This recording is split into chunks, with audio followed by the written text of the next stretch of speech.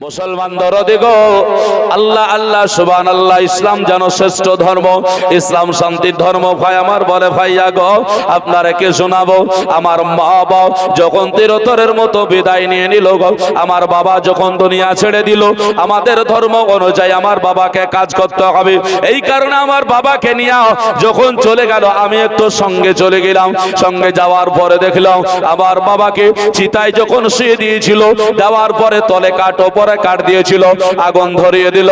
আগুন ধরানোর পরে এমন করে আপনার যেন আগুন ধরিয়ে দিল, সেই আগুন ধরানোতে আমার বাবা আমার কাফনটা পুড়ে গেল। সাদা কাপড়টা পুড়ে যাওয়ার পরে আমার বাবা পড়তে আরম্ভ করলো।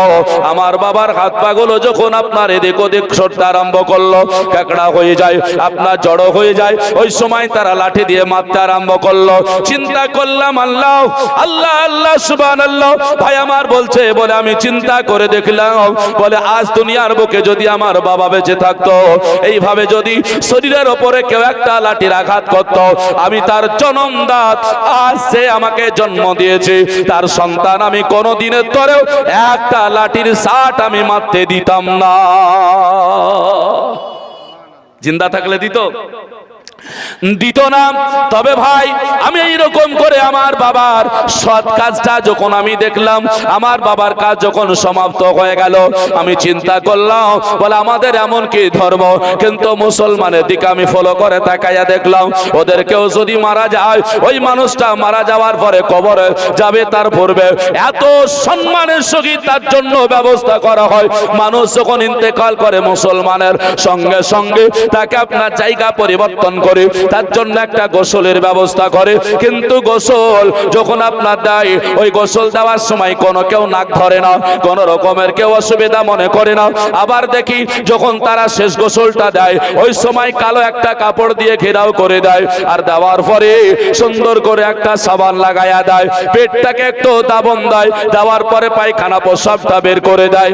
আমাদের হিন্দু ধর্মে আছে, যদি পায়খানা প্রস্রাব দেখে তাহলে পারে সে কাছে আসে না, সে আপনার যেন গন্ধের জন্য দ্রুত হয়ে যায়।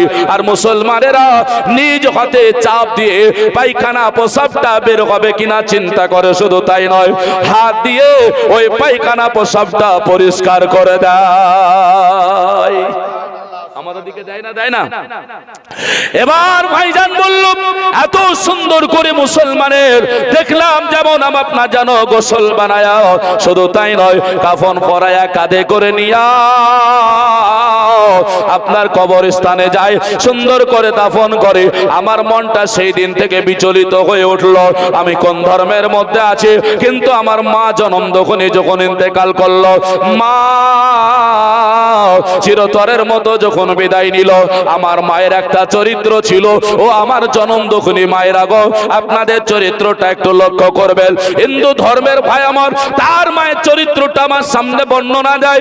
এই হিন্দু ভাই আমার বলেছিল, ও ভাইজান আপনারে কি বলবো, আমার মা যখন রাস্তায় চলে আসতো, আমার মা শরীরটাকে ঢেকে আসতো, আমার মায়ের মাথায় কাপড়টা থাকতো, তবে মা আমার হিন্দু ধর্মের মধ্যেই ছিল, অন্য কিছু নয়। সেই জনম দুঃখিনী মা যখন আপনার এক এক করে করে দুনিয়ার বুক থেকে বিদায় নিয়ে নিল, তখন আমি দেখলাম ওই মাকে আমি সাদা কাপড় পরিধান করে দিয়া আমার মাকেও নিয়ে গেল চিতায়। কিন্তু সেই চিতায় যখন নিয়ে গিয়েছি, কাঠগুলো দাউ দাউ করে জ্বলে উঠলো, আর মায়ের শরীরের আপনার যেন কাপড়টা পুড়ে গেল। যেমন বাবা মায়ের ওই কাপড় আপনার যেন পুড়ে যাওয়া সঙ্গে সঙ্গে আমার মায়ের দেহটা আলগা হয়ে গেল। চিন্তা করলাম, সেই মার শরীরটা পেটটা পৃথিবীতে আপনার যেন কাউকে দেখতে দিত না, আমার মা যেন সুন্দর করে ঢেকে রাখতো ওই শরীরটা, আজকে যেন মার আলগা হয়ে গেল। শুধু আমি নয়, আমি নয়, আজকে কত মানুষ দর্শন করলো, দেখে নিল। আমার মা ইন্তেকাল করার পরে বেইজ্জতি হয়ে গেল। আমার মা দুনিয়া ছেড়ে দেওয়ার পরে, চিরতরের মতো বিদায় নেওয়ার পরে বড় অসুবিধায় আজকে দেখুন না কেন, শরীর যখন পড়ে গেল, ব্রেনের মধ্যে আমার আর কাজ করতে চাইছে না। আমি চিন্তা করি আমার ধর্ম সঠিক নাকি আজকে জানো ইসলাম ধর্মটা সঠিক। দেখলাম বলে শুধু তাই নয়, আমার মার শরীরটা যখন আপনার জানো এদিক ওদিক করতে আরম্ভ করলো, আমার মায়ের শরীর যখন পুড়ে যেতে আরম্ভ করলো, আমার মার হাত পা গুলো যখন বড় সড়ো কোকড়া হতে আরম্ভ করে দিয়েছে, আমার বাবার মতো আমার মাকেও মারতে মারতে মারতে শাট করলো, আপনার যেন আলাদা করে ফেললো। আমার ব্রেনে সেই সময় আমার মস্তকে সেই সময় চলে আসলো, বলে মুসলমানের ধর্মের মধ্যে এত আপনার যেন আদর্শ, এত সুন্দর পরিবেশ রয়েছে, কিন্তু আমাদের নাই। কারণ হলো যেই জন্ম দক্ষিণী মা আমাকে জন্ম দেওয়ার সময়তে একটা দুটো নয় 33টা নারী চিড়ে পৃথিবীতে জন্ম দিয়েছে। কটা নারী বললাম? জোরে বলা যাবে না? 33টা। মা কোনদিন এই ব্যথা দিয়েছে নাকি? দিয়েছে? আচ্ছা বলেন তো, একটা নারী ছিললে কত ব্যথা হয়? মাকে জিজ্ঞাসা করুন, মা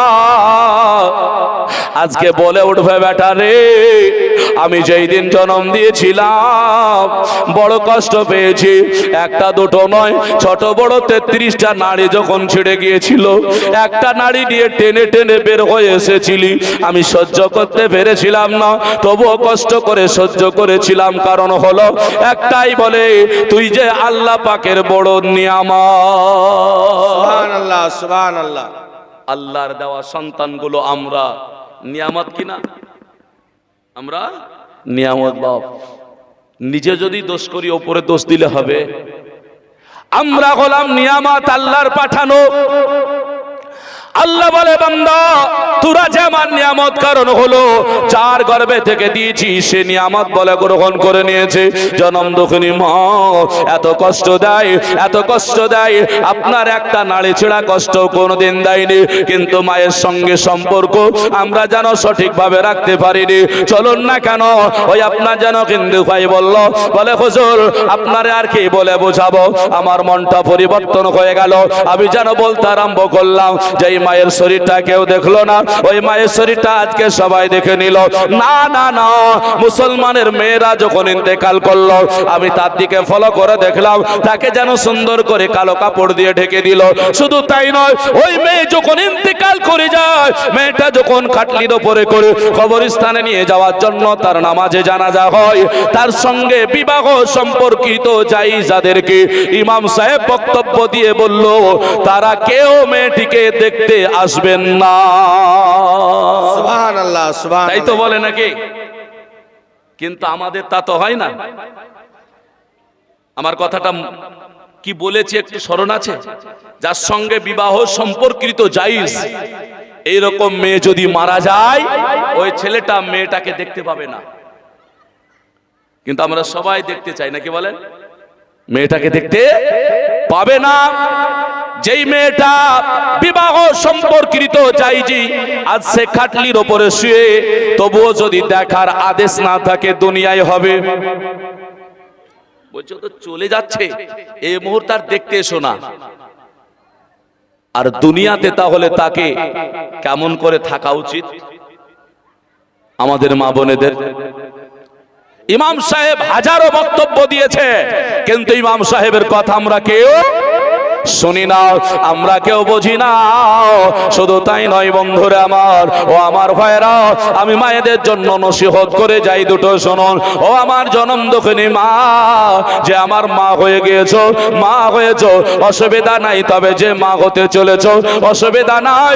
আমার আজকে বোনেদেরকে বলে যায়, যারা কোনো বিয়ে করনি, আবার বিয়ে যদি বা হয়েছে, এখনো সন্তানাদি হয়নি, আবার যদি একটা সন্তান হয়েছে, এদের ক্যাপাসিটি আলাদা। আলাদা না? চুল কাটতে কাটতে করে দিল ছোট, করেছে না? চুল কাটতে কাটতে করেছে ছোট, নখ রাখতে রাখতে করেছে বড়। আপনাদের দিকে রাখে না? না আছে না? ও মুসলমান আমার ভাইরা, লক্ষ্য করুন, আল্লাহর হাবিব বলছে, বলে ওগো মহিলা, আমি যে তিনটা জিনিসকে ভালোবাসি, তার মধ্যে এক নাম্বার হলো নামাজ, 2 নাম্বার নারী। ও মহিলা, আজকে জানো নবী বললেন মহিলাদের আমি ভালোবাসি, 3 নাম্বার রাসূল বললেন আমি ভালোবাসি মধু। জোরে বলবেন না? তিনটার মধ্যে একটা হলো নারী। ও মুসলমান আমার ভাইরা লক্ষ্য করুন তাহলে, এ ব্রাদার, আজ আমরা ফলো করব, লক্ষ্য করে দেখব তাহলে মায়েদের কত আল্লাহর নবী আমার পছন্দ করেছেন, কত না ভালোবেসেছেন, এই দিকে আমাদের একটু লক্ষ্য করতে হবে। আল্লাহর নবী বললেন ভালোবেসেছি আমি নারীদেরকে, তবে চিন্তা করো না ও আমার মায়েরা, তোমরা চুল কাটবে না, চুলটাকে বড় করো, নখটাকে ছোট করো। কারণ হলো মেয়েদের যদি চুল ইচ্ছাকৃত কেটে ছোট ছোট করে দেওয়া হয়, আর চুলটা যদি সিনার উপরে তুলে দেওয়া হয়, আর সিনা যদি ঢেকে না যায়, তাহলে পর আল্লাহর নবী বলেছেন তোমাকে 5খানা কাপড় দিয়ে পর্দা করে কবরে দেওয়া হয়। না না না না, হাজারো কাপড় দিয়ে পর্দা করে তোমাকে দেওয়া হবে। আর কবরে ফারিস্তা যখন তোমাকে দেখবে, তোমাকে আল্লাহর কাছে সাক্ষ্য দেবে, আল্লাহ তোমার এই বান্দি অলঙ্গ হয়ে কবরে এসেছে। সুবহানাল্লাহ সুবহানাল্লাহ। এই নসিহত গুলো নিতে হবে। এর জন্য মায়েদের চুল কেটে ছোট করা হবে না, যদি যাই তাহলে কবরে অলঙ্গ হয়ে যেতে হবে। জোরে বলি, এদিকে পয়সা। ও আমার ভাইয়েরা গো, ও আমার বাপজি মুসলমানেরা, কিন্তু নারীরা কত ভালো, নারীরা কত ভালো। আজকে স্বামীর সেবা করে কত নারীরা, আপনারা জানো স্বামীকে কত না মহাব্বত করেছে। আলোচনাটা নিয়ে যাই, চলুন না কেন।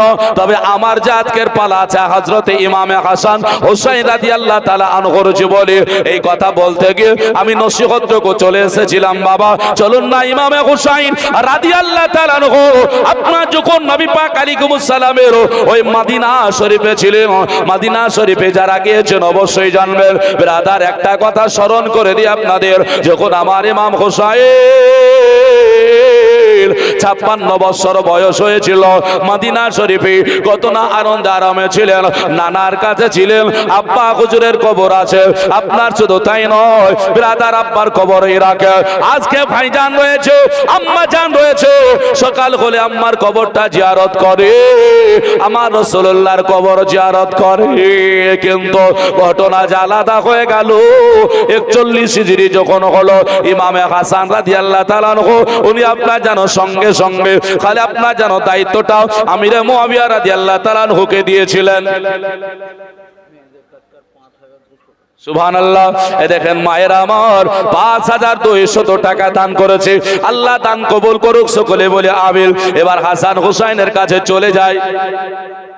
41 হিজরি হযরত হাসান রাদিয়াল্লাহু তাআলা আনহু আমিরে মুআবিয়া রাদিয়াল্লাহু তাআলা আনহুকে আপনার দায়িত্বটা দিয়ে দিয়েছিলেন, আর বলেছিলেন যখন আমার ভাই বড় হয়ে যাবে তখন সব দায়িত্ব ছেড়ে দেবেন।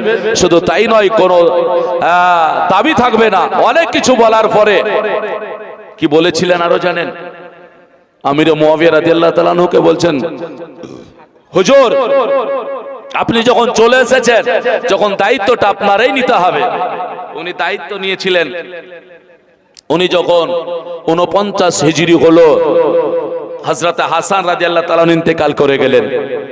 কি খোদার কাজ!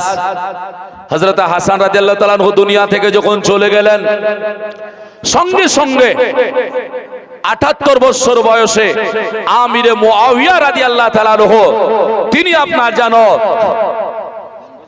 বিছানায় পড়ে গেলেন, অসুস্থ হলেন। বেটা ইয়াজিদ বলছে, ওই 3টা প্রশ্ন অবশ্যই বলবো। বেটা ইয়াজিদ বলছে, আব্বা গো আপনি যদি ইন্তেকাল করে যান তাহলে পারে কে এই জায়গাটুকু নেবে? আমিরে মুআবিয়া রাদিয়াল্লাহু তাআলা আনহু তিনি বলছেন, বলে বেটা আমি যদি ইন্তেকাল করি তাহলে দায়িত্বটা তুমি পাবে, তুমি নেবে। জোরে বলি সুবহানাল্লাহ, মাশাআল্লাহ। তবে ভাই দায়িত্ব তো নেবে, বেটাকে দায়িত্ব দিচ্ছেন, তবে শর্ত দিচ্ছেন, বলে আমি যদি ইন্তেকাল করে যাই তাহলে শুনো, ইমামে হাসান রাদিয়াল্লাহু তাআলা আনহুকে ছাড়া খাবে না, পড়বে না, বলবে না অন্য কিছু, যা হবে ইমামে হুসাইন রাদিয়াল্লাহু তাআলা আনহুর পরামর্শ হবে। বলছে ঠিক আছে, কোনো অসুবিধা নেই। কিন্তু আমিরে মুআবিয়া রাদিয়াল্লাহু তাআলা আনহু যখন দুনিয়া থেকে চলে গিয়েছিলেন, এই খবরটা পর্যন্ত মদিনা শরীফে দিয়েছিল না। যখন দাফন হয়ে গেল, তারপরে পত্র লিখে তাড়াতাড়ি করে পাঠাচ্ছে। ওবাইদ বলে একজন মদিনার গভর্নর ছিলেন, তাকে বলছে যাও ওখানে গিয়ে পৌঁছিয়ে দাও ওবাইদকে। চিঠিতে লেখা ছিল বলে হুসাইনকে আর আব্দুল্লাহ ইবনে উমর আর আব্দুল্লাহ ইবনে জুবাইর তিনজনকে ডেকে আমার নামে বায়াত করবে, আমার আব্বা মারা গিয়েছে খবরটা দেবে, তবে বাড়িতে ডেকে দেবে, প্রকাশ্য জনসভা করে নয়। এবার আপনার যেন পত্র লিখে ওবাইদকে পাঠিয়ে দিল। ভাই ওবাইদ পেয়ে গেল। ওবাইদ মদিনা শরীফে পাওয়ার পরে মনটা বড় খারাপ হয়ে গেল। আল্লাহ আল্লাহ গো, নবীর সাহাবী আমির মুয়াবিয়া দুনিয়া ছেড়ে চলে গেল, আর আমি মদিনার গভর্নর, আমি কি পারবো? হবে না। কি বলছেন? আমি যে পারবো না, কিন্তু হবে না। ওখান থেকে যে পত্র এসেছে, উনি একজনকে পরামর্শ নেওয়ার জন্য ডাকছেন, তার নাম হলো মারওয়ান। মারওয়ানকে কি বললো জানেন? মারওয়ান গো, এসো না, দেখো আমিরে মুয়াবিয়া ইন্তেকাল করেছে, মদিনায় খবর দেয়নি, আর তার বেটা ইয়াজিদ এখন খলিফা হয়েছে, হ্যাঁ ওখানে করে গদিতে বসেছে, সে নাকি এখন তাদেরকে ডেকে। দেখেন একজন 500 টাকা দান করেছে, মাশাআল্লাহ। তবে ভাই দান তো করছেন, আমি 1000 টাকা চাইছি ইমামে হুসাইন রাদিয়াল্লাহু তাআলা আনহুকে স্মরণ করে। আমি যে ইসলাম ধর্মটা বুঝাচ্ছিলাম একটু কেটে গেল, আমার যেহেতু জীবনী আছে এর জন্য আসছি। হযরত বলেছেন আমি তবে ওই জায়গাটা নিয়ে যাব, কবরে 3টা প্রশ্নে কেন হলো, 4টে কেন হয়নি, অল্প সময়ের মধ্যে এটুকু আপনাদেরকে বলে দেব। কোন একটা ভাই মাত্র 1000 টাকা দান করবেন ঈদগাহের জন্য, মনে করবেন আমি তো বছরে 2 দিনও নামাজ পড়ি, 1000 টাকা আমি চাইলাম, প্রথম চাইবো না, আলোচনা নিয়ে যাব, পরে হয়তো আপনারা দেবেন, তবে এখনই চাইলাম এই কারণে ইসলামকে একটু ভালোবেসে কোনো একজন ব্যক্তি 1000 টাকা দিয়ে যাবেন, খাস করে দোয়া করব ভাই মুসলমান। তবে মারওয়ানকে ডেকে পরামর্শ নিচ্ছে। কোন মারওয়ান আবার কে জানেন? আল্লাহর নবী যাকে গিরগিটি বলেছেন। কি বলেছেন? বলে মারওয়ানকে আল্লাহর নবী বলেছেন গিরগিটি। আচ্ছা, যে যাকে আমার রাসূল গিরগিটি বলেছেন তার কাছে ভালো পরামর্শ পাওয়া যাবে? যাবে না। মারওয়ান বলল শোনো ওবাইদ গো, শোনো, তবে আর দেরি করো না, তাড়াতাড়ি করে তাদেরকে ডেকে ফেলো আর বায়াতের কথাটা জানিয়ে দাও। ওবাইদ বলল ভাইয়া, আমি যে পরামর্শ করার জন্য ডাকলাম, এই কারণে ডাইরেক্ট আপনি তাদেরকে ডাকতে বলছেন, কারণ বুঝলাম না। ওবাইদ বলল বলে আমি যে পারবো না। ইমামে হুসাইন রাদিয়াল্লাহু তাআলা আনহু ইনি হলেন নবী বংশের সন্তান, জান্নাতি ফুল। আমাদের প্রতি জুম্মার মধ্যে যে খুতবাটা পড়া হয় ইলমে খুতবা, ওই খুতবা বইয়ের মধ্যে লেখা আছে সাইয়্যিদা আসবাবে আহলিল জান্নাহ। তার আগে লেখা আছে হাসান ও হুসাইন রাদিয়াল্লাহু তাআলা আনহুমা, বলা হয়েছে আমার হাসান আর হুসাইন রাদিয়াল্লাহু তাআলা আনহুমা দুইজন দুই ভাই, তারা হলো জান্নাতের সরদার। জোরে বলে সুবহানাল্লাহ। শুধু সরদার, ওটা হলো সাইয়্যিদা আসবাব। আসবাব মানে হলো যুবক, ওই যুবকদের সরদার। এবার আপনার যেন পারবে না, তবে যে ডাকতে বলল, এবার আপনার ওবাইদ বললেন কি আমার হুসাইন রাদিয়াল্লাহু তাআলা আনহুকে খবর দিলেন। আব্দুল্লাহ ইবনে উমর, আব্দুল্লাহ ইবনে জুবাইর দুজনকে খবর দেওয়া হলো, তারা বাবা কেউ আপনার আসলো না। ইমামে হুসাইন রাদিয়াল্লাহু তাআলা আনহু উনি আপনার যেন চলে আসলেন কিছু যুবককে নিয়ে। ও আমার যুবক ভাইয়েরা, ইসলাম যুবকের দিকে ফলো করে, যুবক কখন ইসলামের মধ্যে দাখিল হয়ে যাবে। যুবককে নিয়ে এসে ওবাইদের বাড়িতে হাজির হয়ে গেল, আর যুবকদেরকে বলল ও যুবক ভাইরা গো, একবার ফলো করো না, এই বাড়ির মধ্যে আমি যাব, তবে আওয়াজ যদি উঁচু হয় তবে বাড়ির মধ্যে প্রবেশ করবে, নচেত আসবে না।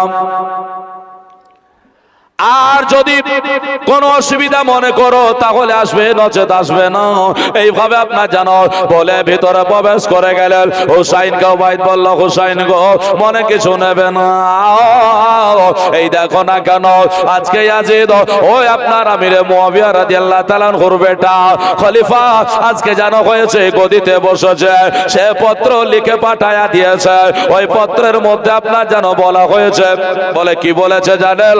বলে হুসাইনকে যেন বায়াত গ্রহণ করানো হয়। ইমামে হুসাইন শোনার পরে বললেন, ওবাইদ তুমি মদিনা শরীফের গভর্নর, খবরদার না না না, এইভাবে আমাকে গোপনে বায়াত নিতে বলবে না। যদি বায়াত নিতে হয় আমি নেব, তবে জনসম্মুখে বায়াত নেব। চলো গো তুমি না আজকে জনসম্মুখে বায়াতের ঘোষণা দিয়ে দাও। এভাবে হুসাইন রাদিয়াল্লাহু তাআলা যেমন এই কথা বললেন, ওবাইদ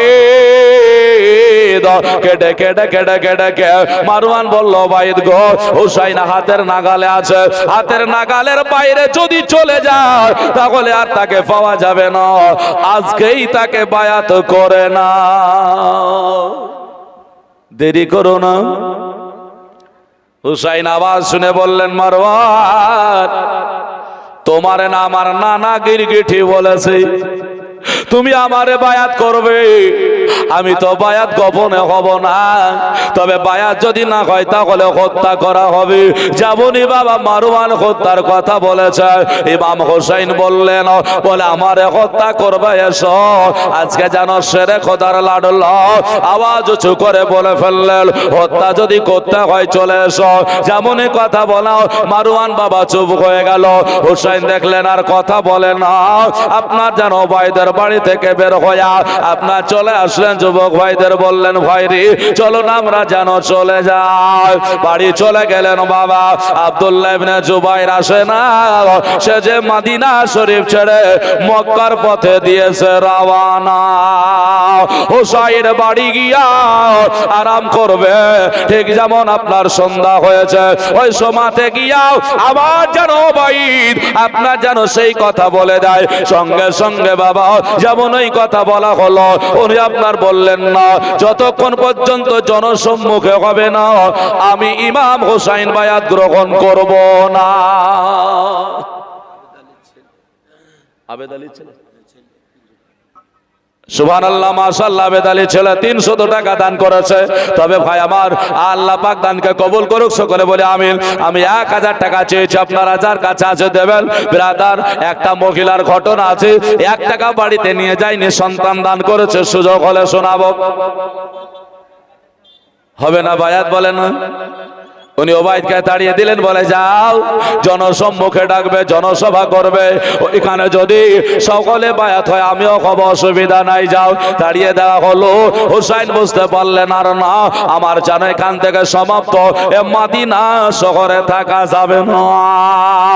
বিবি শেখরে বানুকে ডাক দিয়ে বলল, ওগো বিবি গো আর দেরি নয়, তাড়াতাড়ি করে এসো। বলে কি হয়েছে গো?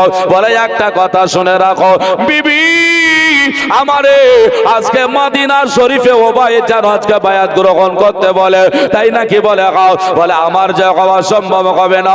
আলী আকবরকে ডাকা হলো, আলী আসগারকে ডাকা হলো, আপনার যেন ডাকা হলো নিজের চাচা আপন আপনার যারা হাসান রাদিয়াল্লাহু তাআলা আনহুর বেটা আপনার কাসিম রাদিয়াল্লাহু তাআলা আনহুকে ডাকা হলো।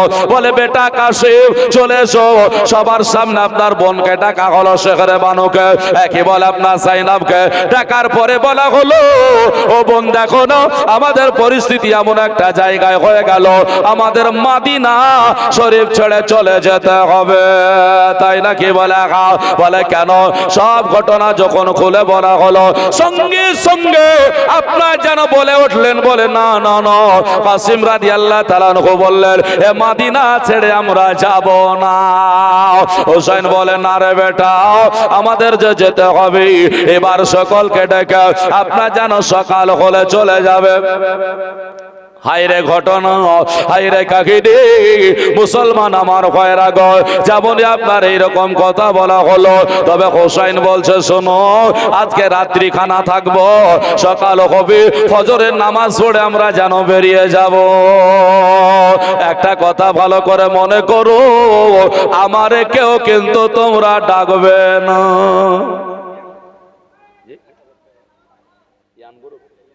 মাশাআল্লাহ জাযাকাল্লাহ। এ দেখেন যুবক ভাইরা ইয়াং গ্রুপে 1000 টাকা দিয়েছে, একটু জোরে বলেন নারায়ে তাকবীর, নারায়ে রিসালাত, মাসলাকে আলা হযরত উলামা আহলে সুন্নাত। যুবক ভাইদের 1000 টাকা দাতা, জোরে বলে জিন্দাবাদ, আমির সুম্মা আমির। আল্লাহর কাছে খাস করে দোয়া করব।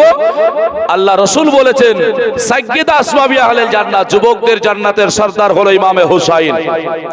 আল্লাহ যেন যুবক ভাইদেরকে কিয়ামতের ময়দানে ইমাম হুসাইনের পিছনে জান্নাত যাওয়ার তৌফিক দান করে, সকলে বলি আমিন। আমি কিন্তু সেই হিন্দু ভাইটার কথা ভুলে যাইনি। ইসলাম, আমি কথাটা তুলে ধরতাম, সময় আসলে ধরবো, সময় আপনারা দিলেন। একটা জিনিস মনে করিয়েন, আমি কথাটা এখন স্টেজে বলি, জমিদার যদি জমির কাছে থাকে মুনিশ কিন্তু কাজ ঠিকই করে, ঠিকাদার যদি ফ্ল্যাটে থাকে তাহলে লেবার মিস্ত্রি কাজ ঠিকই করে, না থাকলে পারে সবাই নয়, কিছু মিস্ত্রি সময় একটু কাটিয়ে দেয় এদিক ওদিক, নাকি বলে? আজ যদি জমিদারের মতো বসে থাকতে পারেন তবে কাজ হবে। আজকে তো জমিদার আপনারা, নাকি বলেন? আপনারা জমিদার নয়, এই স্টেজ কে সাজিয়েছে? আপনারা নয়, আপনারাই তো সাজিয়েছেন। অতএব আপনাদেরকে থাকতে হবে বাপ। মুসলমান আমার ভাইরা, ইমাম হোসেন বললেন আজ রাত্রিতে আমারে খোঁজ করবে না। বলে কেন? বলে শোনো বেটা, আমি আজকে রাসূলুল্লাহর কবরটা জিয়ারত করব। শুধু তাই নয় রে বেটা, আমার আম্মা জান আছে, আমি কবর জিয়ারত করে বিদায় নেব। কারণ হলো এ মদিনায় আমার আর আশা হবে না।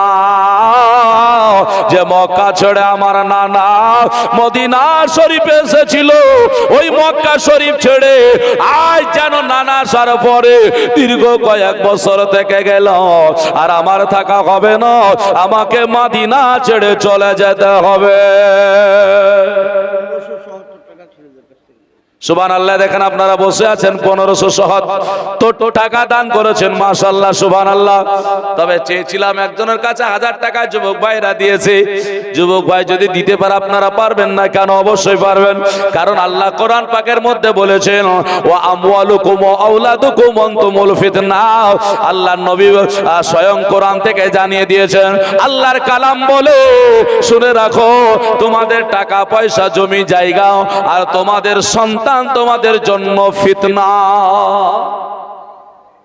সন্তান যদি দোয়া না করে ফিতনা লয়, ফিতনা। আর যদি টাকা পয়সা সঠিক জায়গায় খরচ না হয় সেটাও ফিতনা। কি দান করেছেন হুসাইনের জন্য, ইসলামের জন্য, এই কথাটাই তো আসছি, চলুন বুঝতে পারবেন। তবে বাপ কাঁদছেন, ঠিক আছে, বাড়ির সবাই হাও করে কাঁদে, আল্লাহ আর কত অত্যাচার সহ্য করব, আর কত জুলুম হবে আমাদের উপরে, আর সহ্য করা গেল না। হুসাইন রাদিয়াল্লাহু তাআলা আনহু বেরিয়ে গেলেন বাবা। আর আপনার জানো বাড়িতে সবাই রইল, আল্লাহর নবীর রওজা, আল্লাহর নবীর কবর তৃপ্তি সহকারে আপনার জানো জিয়ারত করে।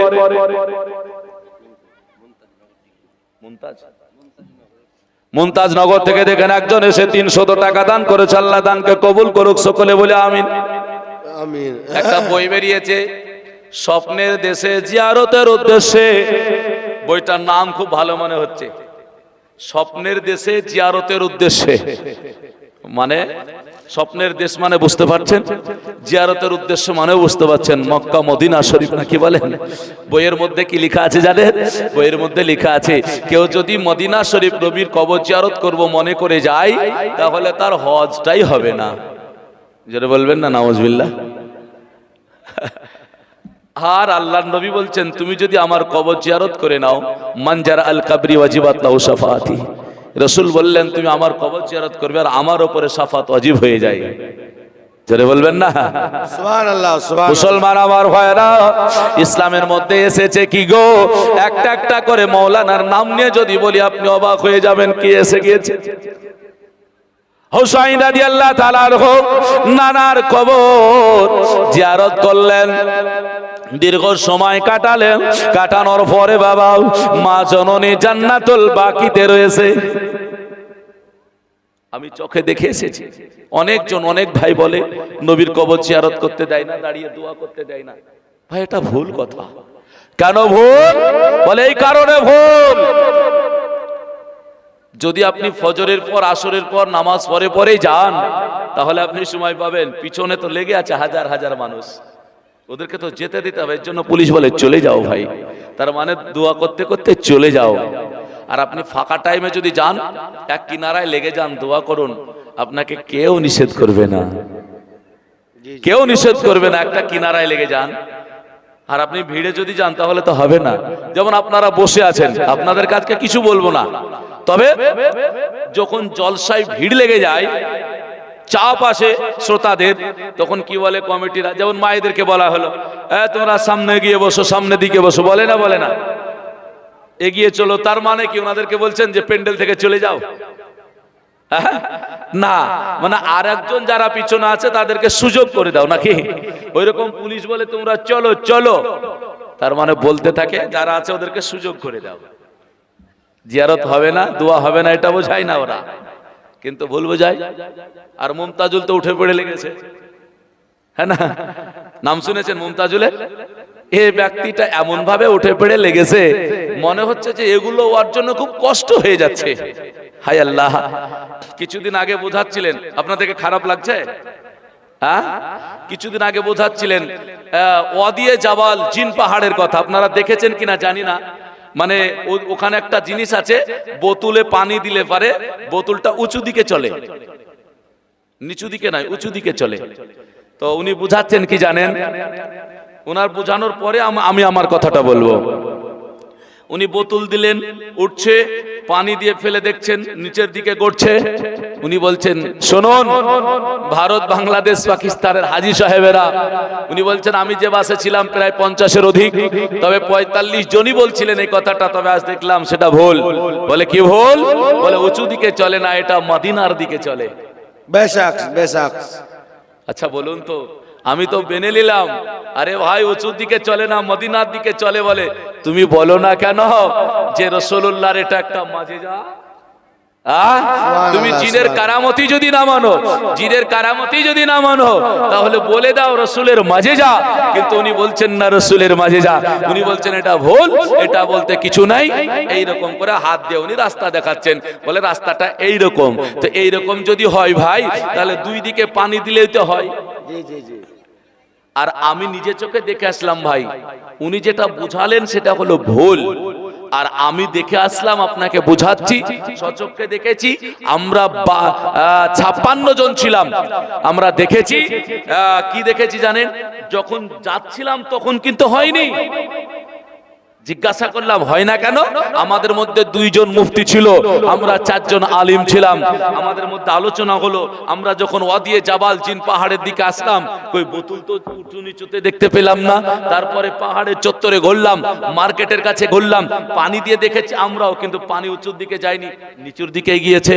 আবার বোতল দিয়ে দেখলাম নিচুর দিকে গেল। তাহলে ব্যাপারটা কি? ব্যাপারটা দেখলাম, ড্রাইভার সাহেবকে জিজ্ঞাসা করলাম গাড়ির, ড্রাইভার সাহেব আপনি বলুন তো ব্যাপারটা কি? ড্রাইভার সাহেব বলছেন শুনুন, আপনারা যেটা দেখেছেন এখনো পর্যন্ত ভুল, কারণ আপনারা এসেছেন, এবার আমার সঙ্গে আসেন। ওখানকার ড্রাইভার বলছেন এবার আমার সঙ্গে আসেন। বলে কখন? আমি যখন চলে যাব গাড়ি নিয়ে আপনাদেরকে, তখন এই কাজটা করবেন, আপনারা দেখতে পাবেন। তখন বললাম ঠিক আছে। তো উনি যাওয়ার সময় কিছুটা গেলেন, যাওয়ার সময় যখন উঁচু শুরু হলো, উঁচু দিকে শুরু হলো, তখন উনি বললেন এই বোতল আপনি দেন। বোতল যেমন পানিতে দেওয়া, বুঝতে পেরেছেন? পানি একবার উঁচুর দিকে চলতে আরম্ভ করেছে, নিচু হলেও চলে, উঁচু হলেও চলে। জিজ্ঞাসা করলাম ভাই এটা কেন? তবে আর একটা ঘটনাটা বলি, তারপরে বলবো। বলে বলুন। উনি বলছেন আমি গাড়ি চালাচ্ছি তো। বলে হ্যাঁ। বলে আমার কাছে এসে দাঁড়িয়ে যান। বলে কি করে দাঁড়াবো? আমাদের কয়েকজনকে নিলেন, বলছেন দেখেন আর ক্যামেরা করেন, দেখেন আর ক্যামেরা করেন। তো দেখলাম ক্যামেরাও হলো। উনি গাড়িটা টার দিয়েছেন, আর এক্সেলেন্ডার পানাই, ব্রেকে শুধুমাত্র কখনো দিচ্ছেন কখনো দেন না। তবে উনি বলছেন আমি পা তুলেও নিলাম, এরকম তুলেও দেখালেন, আর শুধু স্টারিংটা ধরে আছেন বটে। গাড়ি 100-র উপরে গতিতে চলে, উঁচু হলেও চলে, নিচু হলেও চলে। গাড়ি একবারে আল্লাহ রাসূল সাল্লাল্লাহু আলাইহি সাল্লাম যেমন বলেছেন তেমন ভাবে চলছে। ভাই সবই তো দেখলাম, তবে ব্যাপারটা কি বলুন। উনি বলছেন, আর আমাদের হুজুররা বললেন যে এটা হলো আল্লাহর নবীর দেওয়া জিনেদেরকে পাওয়ার দিয়েছেন। নবী আমার বলেছেন, হে জিনেরা তোমরা এখানে বাস করবে, পাহাড়ে থাকবে, ঠিক আছে, তবে এখানে তোমরা জেনে রেখো মেহমান যখন তোমাদের কাছে আসবে তবে তোমরা কেমন করে নেবে সেটা তোমাদের ব্যাপার, তবে যখন চলে যাবে তখন যেন আমার উম্মতের মক্কা মদিনা শরীফে আসা মানুষদের কোনো বেয়াদবি তোমাদের না হয়ে যায়। জোরে বলি সুবহানাল্লাহ। কারণ কুটুম মেহমান যখন বাড়িতে আসে আদবে আসবে না বেয়াদবে আসবে সেটা তাদের ব্যাপার থাকবে, কিন্তু তুমি যখন চলে যাবে তোমার কাছ থেকে মেহমান যখন বিদায় নেবে তখন মেহমান কিভাবে বিদায় নেবে সেটা তোমার ব্যাপার। নাকি বলেন? আমার বাড়িতে মেহমান আসলে কেমন করে আসবে তার ব্যাপার, কিন্তু মেহমান যখন বিদায় নেবে আমার বাড়ি থেকে তাকে সম্মান দিতে হবে না? তো রাসূলুল্লাহ বলেছেন, শোনো, তোমার কাছ থেকে যখন চলে যাবে কোন গাড়ির যদি তেল ফুরে যায় তাহলে তুমি জেনে রেখো, বলে গাড়ি যেন না চলে এইরকম কোন নয়, তাকে পৌঁছে দেওয়ার দায়িত্ব হলো তোমার। গাড়ি দেখলাম 100-র উপরে গতিতে 12 কিলোমিটার চললো, তাতে কোন রকমের এক ফোঁটা তেল লাগেনি, কারণ গাড়িতে কোনো গিয়ার চেঞ্জ হয়নি। বলবেন না সুবহানাল্লাহ। গাড়িতে কোনো গিয়ারই চেঞ্জ হলো না, এটা আমার চোখের দেখা। উনি যদি এই কথাটা বলেন যে না এটা ভুলভাল, আমি মেনে নেব না, তবে যে ভাই গিয়েছেন সে ভাই মানবে না। বাস্তবে শুধুমাত্র বলে যাই ব্রাদার ইসলাম, জায়গায় গিয়ে করতে হবে, অজায়গায় গিয়ে কাজ করলে তো হবে না। জি জি, মসজিদে গিয়ে নামাজ পড়তে হবে, কাজ হবে। এবার আপনি মসজিদেই গেলেন না আর মেহরাব কোন দিকে বলবেন কি করে? হবে না তো। মসজিদে গেলে বলতে পারবেন যে মেহরাব কোন দিকে, তবে কখন বলতে পারবেন? মসজিদে যখন না দেখবেন, মসজিদ যখন না দেখবেন তারপরে না মেহরাব কোন দিকে বলতে পারবেন। আপনি যাবেন দেখবেন, তবে তো ওখানে যাবেন জায়গাতে গিয়ে দেখবেন তবে বুঝতে পারবেন, নচেত বুঝতে পারবেন না। ভাই জান আমার যে আলোচনা রাখছিলাম ইমাম হুসাইনের, তো সবাই চলে গেল। ইমাম হুসাইন আপনার রওজা জিয়ারত করলেন, তারপরে মা আম্মা জান হযরতে ফাতিমা রাদিয়াল্লাহু তাআলা আনহা আপনার যেন কবর মোবারক জিয়ারত করছেন।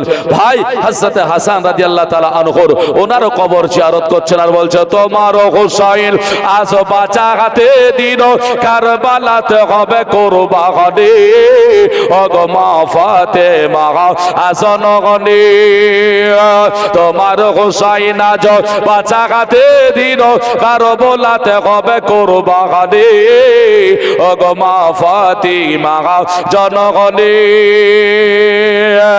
জোরে বলে সুবহানাল্লাহ।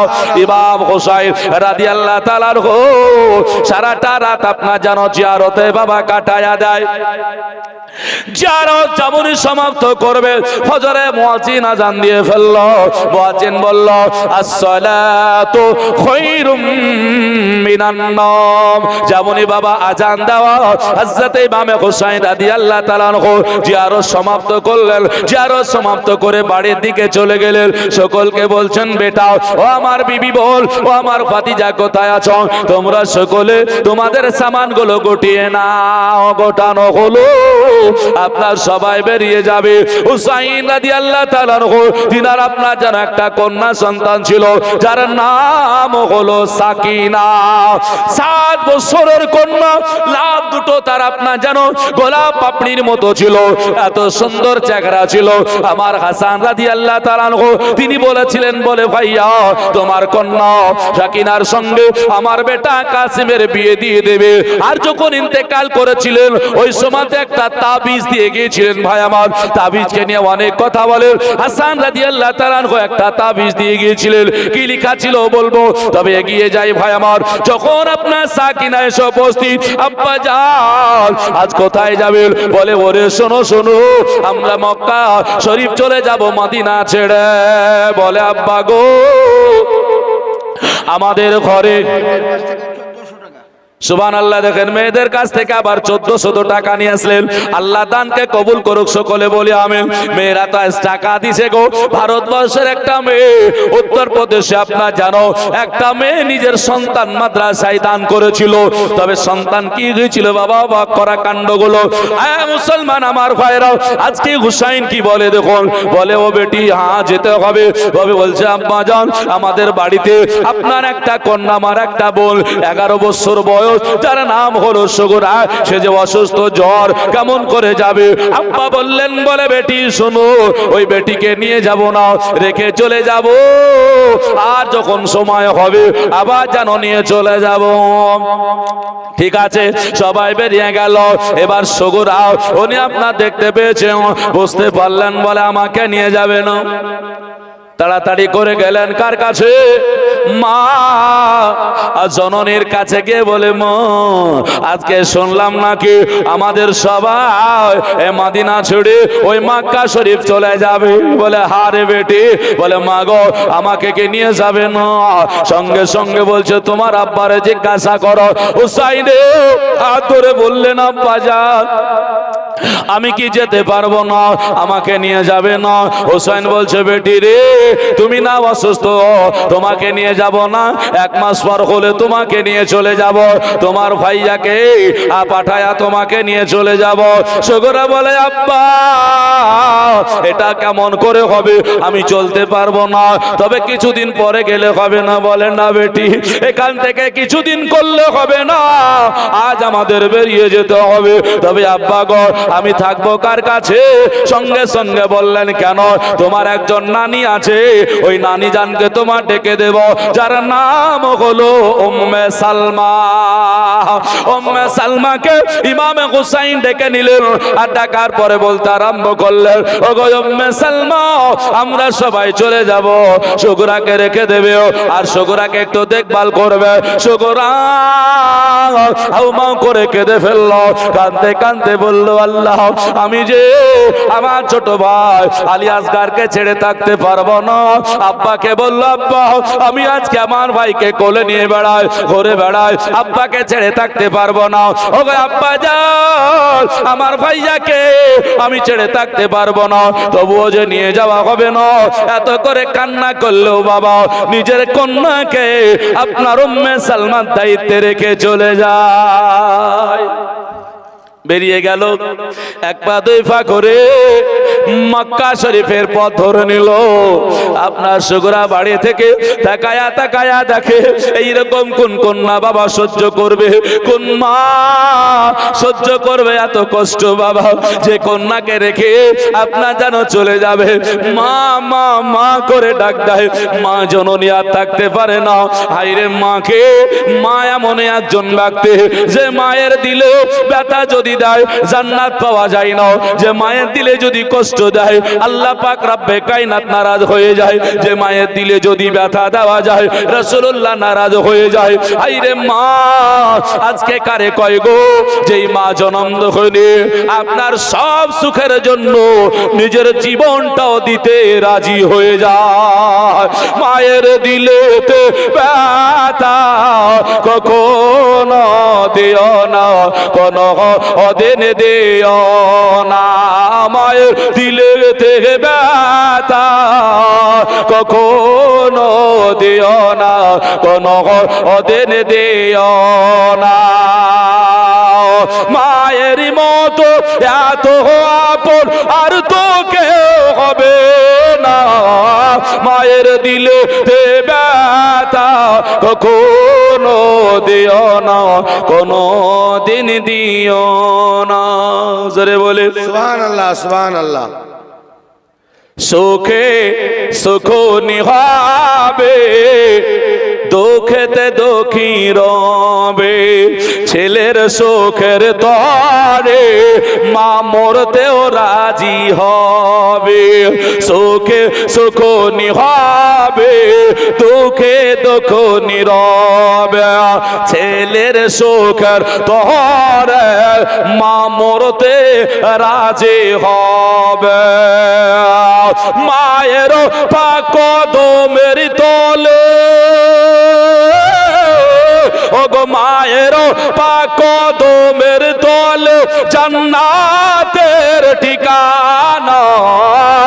মায়ের দিলেতে নারায়ে नाराए तकबीर, अल्लाहु अकबर, नाराए रिसाला, या रसूल अल्लाह, नाराए रिसाला, या रसूल अल्लाह, मसला के आला हजरत, जिंदाबाद, मसला के आला जिंदाबाद, हजरत राफुकुल इस्लाम साहिब कादरी जिंदाबाद। মায়ের দিলেতে ব্যথা কখনো দিও না, কোনো দিন দিও না, মা জননীর দোয়া সাহারে গলে গে যাবে। সরে বলিবেন না? सुभान अल्लाह, सुभान अल्लाह। মা আর ছেলে কোরআনে বলছেন যেমন বাপের দরকার তেমন ছেলেরও দরকার। কোরআন বলে রব্বির হামহুমা কামা রব্বায়ানি সগীরা, বলছে বাপ মা যদি মরে যায়, সন্তান যদি এই দোয়াটা করে দেয়, তার বাবা মাকে কবরে খেলনা দুলনা স্বরূপ রাখে। জোরে বলবেন না? তাহলে সন্তানের দরকার আছে না নাই? আছে। সেম আল্লাহ রাসূল সাল্লাল্লাহু আলাইহি ওয়াসাল্লাম বললেন যে কোরআনটা ফলো করলে যে বাপেদের জন্য সন্তানের দরকার আর সন্তানের জন্য বাপের দরকার। বলে কেন? বাপ যদি মা যদি দুনিয়ায় বেঁচে থাকে, কদমে চুমা দিয়ে দাও, জান্নাতের চৌকাটে চুমা দেওয়া হবে।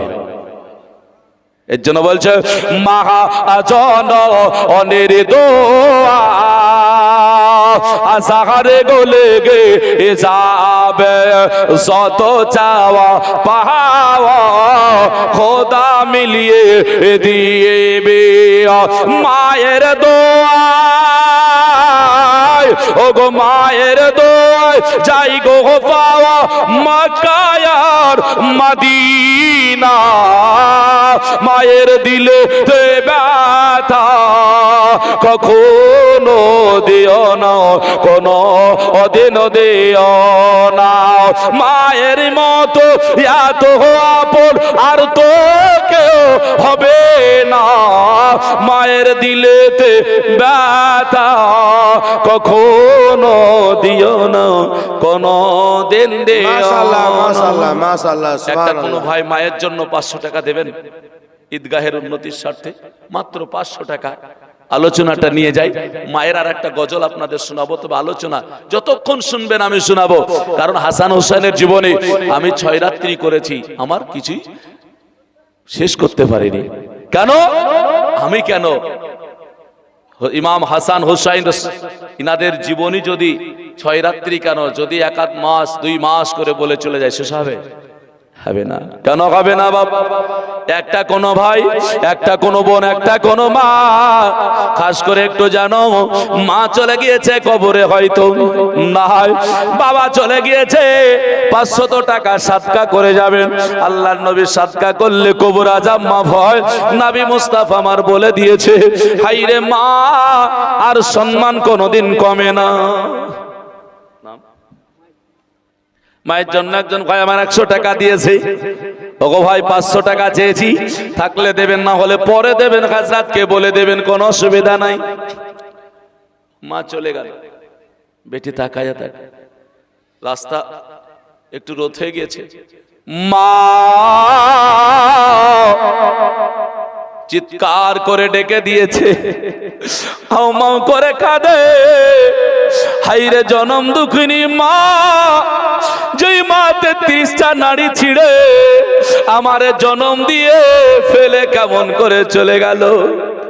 মায়ের কানে আওয়াজ পৌঁছে গেল, মা হোসাইনের সামনে দাঁড়িয়ে গিয়েছে, দুঃখে ভরা কান্নার আওয়াজটা, বলে স্বামী গো, বেয়াদবি করব না, আমি কোন গরিবের সন্তান নই, আমি তুর্কিস্তানের বাদশার মেয়ে, হুসাইনের বিবি সেগরে বানো।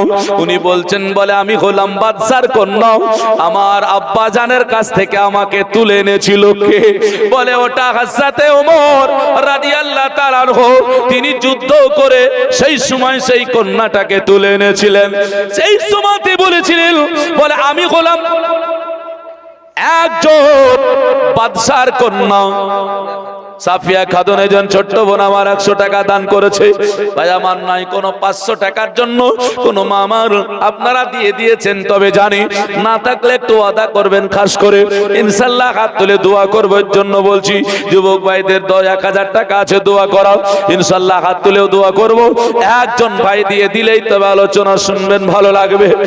মা উনি বলছেন আমি বাদশার কন্যা, হযরতে ওমর আমাকে নিয়ে এসেছিল, তার বেটা আব্দুল্লাহ আব্দুল্লাহ ছিল, সে বিবাহর সমবয়স্ক হয়েছিল, তার বেটার সঙ্গে আমার বিয়ে দেয়নি, সে আমার আজকে বিয়েটা আপনার সঙ্গে দিয়েছে। অহংকার করব না, আজকে আমি যেন বলবো না, তবে আজকে ভাইজান জানি না, একটু লক্ষ্য করবেন, যদি একটু কন্যার বাবা উঁচু মানের হয়, ওই কন্যাটার আওয়াজটাও উঁচু হয়ে যায়।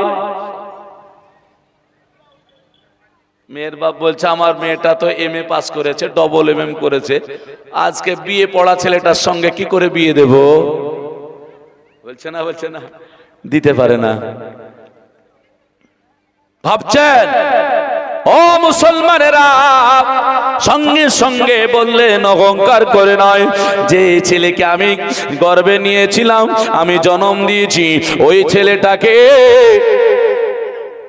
মাশাআল্লাহ জাযাকাল্লাহ। দেখেন যুবক ভাই আমার রেজাউল 200 টাকা দান করলেন, আল্লাহ দানকে কবুল করুন, আল্লাহ পাক যেন দানের কবুল করে মনের আশা উদ্দেশ্যকে পূরণ করে, সকলে বলি আমিন।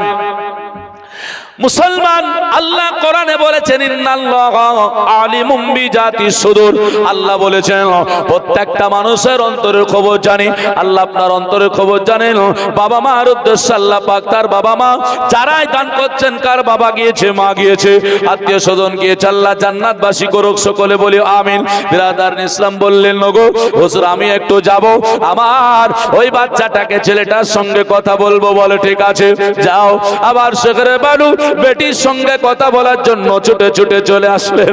বেটি বিছানায় শুয়ে গিয়েছে, আস্তে আস্তে বেটি মনে হলো ঘুমিয়ে গিয়েছে, বেটির গায়ে হাতটা যেমন বাবা দিয়েছে, বেটি আপনার চমকে উঠে দাঁড়িয়ে গিয়েছে, মনে হলো মা আজকে আমাকে যেন ডেকেছে, তাকায়া দেখে মা আমার যেন দাঁড়িয়ে আছে, বলে মা আমাকে নিতে এসেছো গো মা। মা বলে বেটি রে আমি তোমারে নিতে আসিনি মা, আমি তোমারে যেন আদর করতে এসেছি। বেটি বলল মা যেই মামারে ছেড়ে চলে গেল, ওই মা আমারে কেমন করে আদর করতে আসলো। বেটিকে বলে বেটি রে তুই দুঃখ ভরা কান্নার আওয়াজ দিয়েছিলি, আমি থাকতে পারিনি, চলে এসেছি, তবে মামাকে মনে হয় নিয়ে যাবা। বলে না না না, আমি তোমার আব্বা জানের কাছ থেকে অনুমতি নিয়ে আসিনি। এই বলে বেটিকে বলল চিন্তা করতে হবে না, আজকে ব্যথা নিতে হবে না, কান্না করতে হবে না, রুজির মালিক হলো আল্লাহ, হায়াতের মালিক আল্লাহ, মৌতের মালিক হলো আল্লাহ। এ মুসলমানেরা, গরিব বানানোর মালিক আল্লাহ, বড় লোক বানানোর মালিক হলো আল্লাহ। নাকি বলেন বন্ধু আমার ভাইরা, লক্ষ্য করবেন ইমামে হুসাইন রাদিয়াল্লাহু তাআলা আনহু বললেন বিরাদার ইসলাম, বিবি সাগরে বানুকে ডাক দিয়ে দিলেন। বিবি সাগরে বানু বললেন বেটি চিন্তা করো না, কিছুদিন পরে সে নিয়ে চলে যাবে। এবার আপনার যেন চলে যাওয়া হলো, রাস্তা বয়ে চলে যায়, যেতে যেতে একটা কবর দেখা গেল। ইমাম হুসাইন বললেন এই কবরটা তোমরা একটু জিয়ারত করে নাও। ও মুসলমান আমার ভাইরা, একটা আপনার যেন লক্ষ্য করুন, এবার কবর জিয়ারত করবে। আমার ইমামে কাসিম রাদিয়াল্লাহু তাআলা আনহু বললেন চাচা যান আজকে বলুন না এই কবরটা কার, কার আমি কবর জিয়ারত করব। বললেন এটা অন্য কারণ, যিনি আমার জন্য দুনিয়া ছেড়েছেন, আমার নানা আজকে যেন জিনার জন্য দুনিয়ায় আমি আছি। আমার নানা আজকে এই বেটা নানার আমার সম্পর্কী মামা যার নাম হলো ইব্রাহিম, ওই ইব্রাহিমের কবর আমার রাসূলুল্লাহর বেটা, ওই বেটা রাসূলুল্লাহর আমার মামার কবরটা জিয়ারত করে নাও।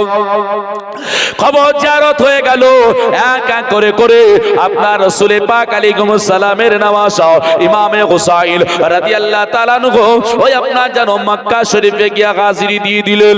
উনি কাঁদছেন আল্লাহ যে শহরটা ছেড়ে আমার নানা চলে গিয়েছিল, ওই শহরে এসে হাজিরি দিয়ে দিলাম।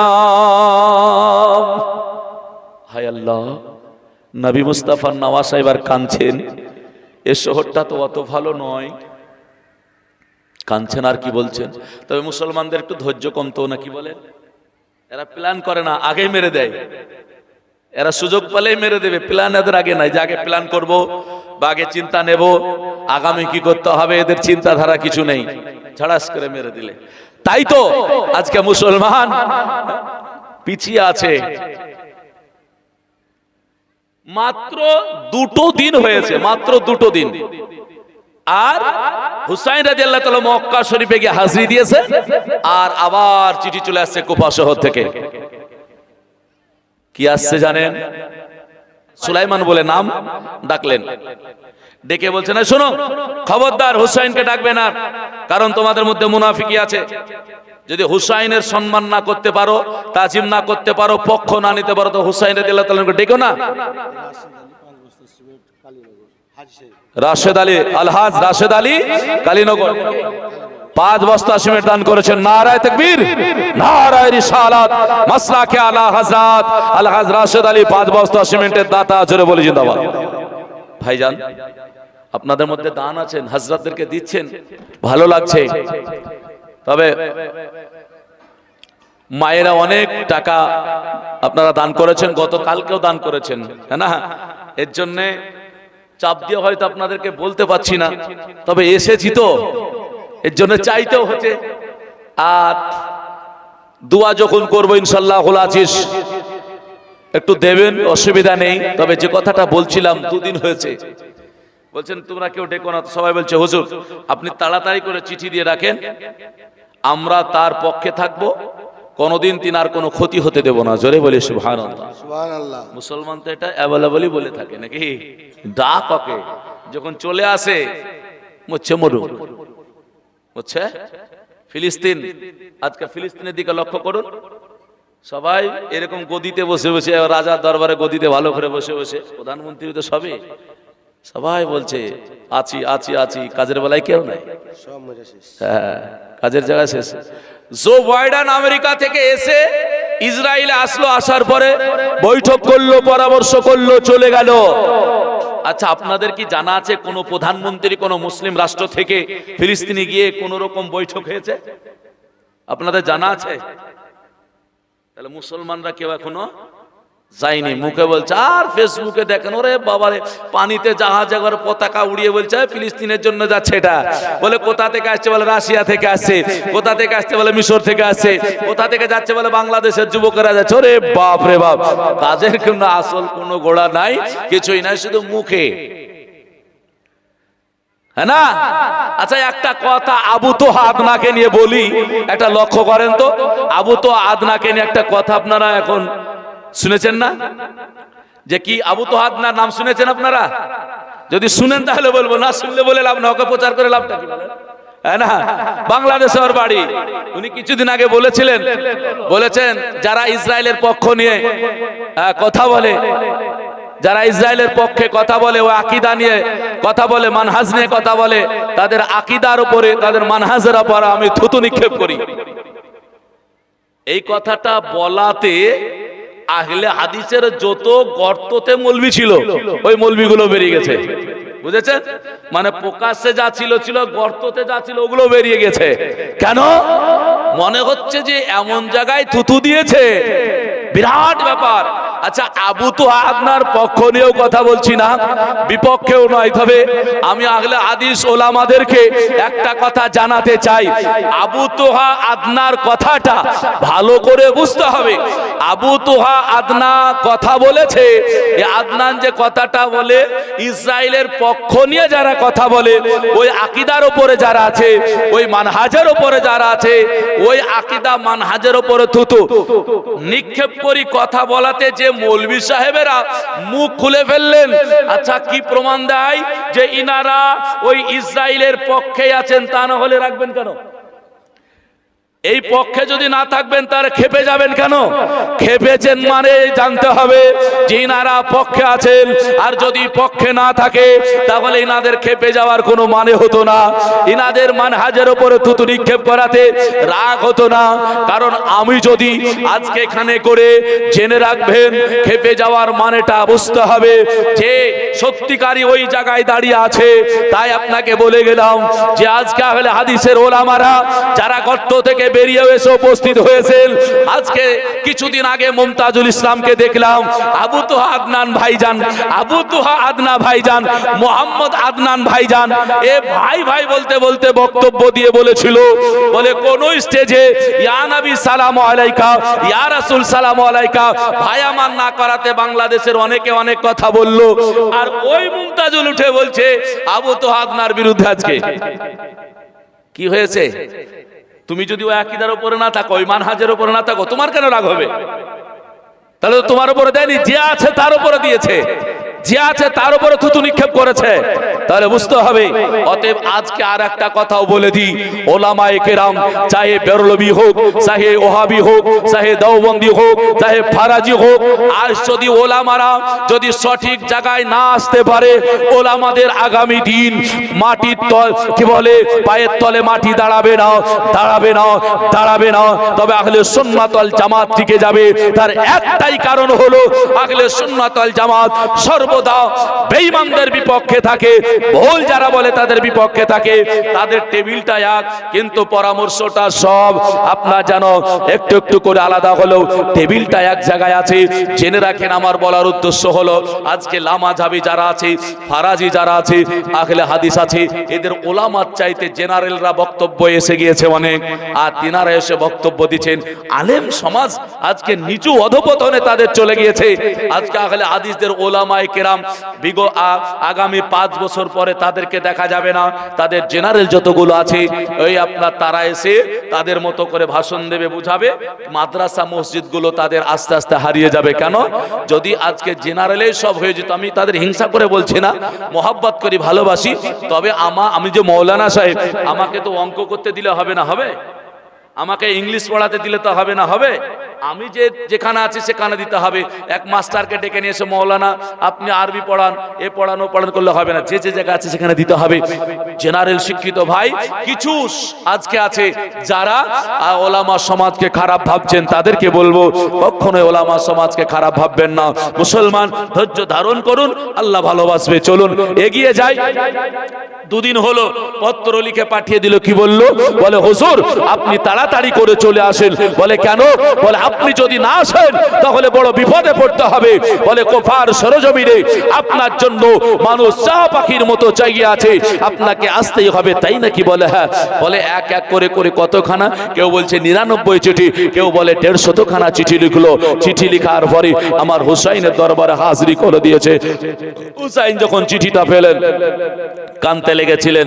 মুসলমান কি বলে কেঁদেছিলেন, আল্লাহ আমি কি উত্তর দেব? কারণ শেষ চিঠিতে লেখা ছিল, হুজুর আপনি যদি না আসেন তাহলে কারবালার প্রান্তরে না আসার কাকে বলে কুফায় না আসার কারণে কিয়ামতের ময়দানে আল্লাহ যে জিজ্ঞাসা করবে, সেই সময় বলে দিব আমরা ইমাম পাইনি, নেতা পাইনি, বাদশা পাইনি, ডেকেছি কতবার 150খানা চিঠি দিয়ে, হুজুর আমাদের কাছে আসেনি, অতএব আমরা পথভ্রষ্ট হয়ে গিয়েছিলাম, আমাদেরকে জান্নাত দিতে হবে, এইরকম দাবিদার হয়ে যায়। মুসলমান আমার ভাইরা, অঝর নয়নে কেঁদে কেঁদে ইমাম হোসাইন বলেছিলেন, আল্লাহ আর আমি কি করব? আমার কোন আর উপায় নাই, আমাকে এবার যেন আবার মক্কা ছেড়ে কুফার সরজমিনে যেতে হবে।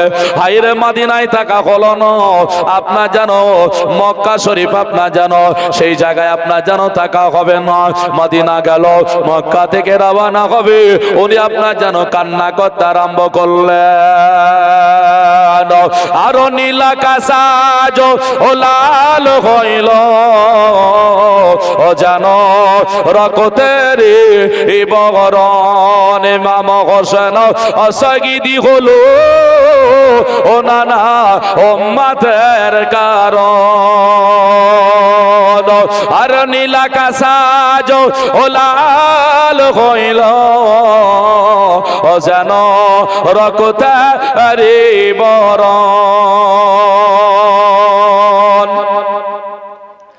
আর 150খানা চিঠি দিয়া আর কুফা ডাকে ধোকা দিয়া, আবার তারাই শাসে শহীদ করে, আবার তারাই আসে শহীদ করে এ হলো কুফির কো চরণ নীলাকাশা জলাল হইল ও জানো রক্তে রে বরণ আর কারবালার মোরর পরে ইমাম হোসেন অলহড়াই করে আবার 3 দিন ধরে না দেয় পানে আসিদেরই বদ কারণ নীলাকাশা ও লাল হইল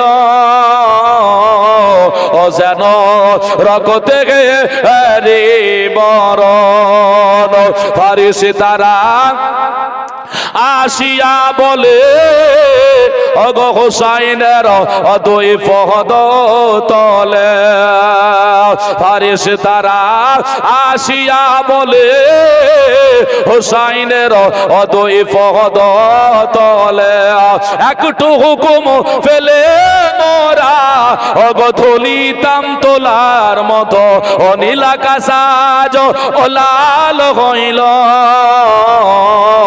ও জানো রক্ত রে বরণ কারবালার মোরর বালি অগ রক্ত বয়া হল লালি জোরে বলি সুবহানাল্লাহ। কারবালার মোরর বালি অগ রক্ত বয়া হল লালি আবার কি শোনাবো আমি তার কাবলে অন্তর ফেটে হয় শরণ নীলাকাশা লাল হইল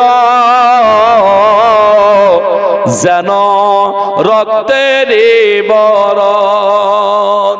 মুসলমান 3টা কবরে প্রশ্ন কেন হয় এই কথাটা মাশাআল্লাহ বাবজি এমন করে লেগে আছে 260 টাকা আবার মেয়েদের কাছ থেকে এনে দিয়েছে মানে আঁচলে যা পয়সা আছে না সব দিয়ে দিবে আপনাকে আসলে ভালোবাসে তো শুনে রাখুন একটা কথা বাপ 3টে কথাটাকে বলে দিই যে জীবনটা নিয়ে যায় নাকি বলেন 3টে কেন প্রশ্ন হলো ভাই বাবজি মুসলমানেরা আমার অনেক টাকা আপনারা খরচ করে ফেলেছেন কত কাল থেকে দিচ্ছেন যার কাছে টাকা নাই তার কাছেই চাইছি 500 করে 3 জন টাকা দিতে পারবেন না যার কাছে নাই তার কাছে মানে ওয়াদা করবেন ওয়াদা হয় তো নাকি হ্যাঁ ওয়াদা হচ্ছে হ্যাঁ ইনশাআল্লাহ আজিজ কোন ভাই রাশেদ আলহাজ রাশেদ বাবজি আমার 5 বস্তা সিমেন্ট দিয়েছিল তার জোড়া যদি কোন একটা ভাই হয়ে যান হবেন 1 নাম্বার প্রশ্ন মান রব্বুকা 2 নাম্বার প্রশ্ন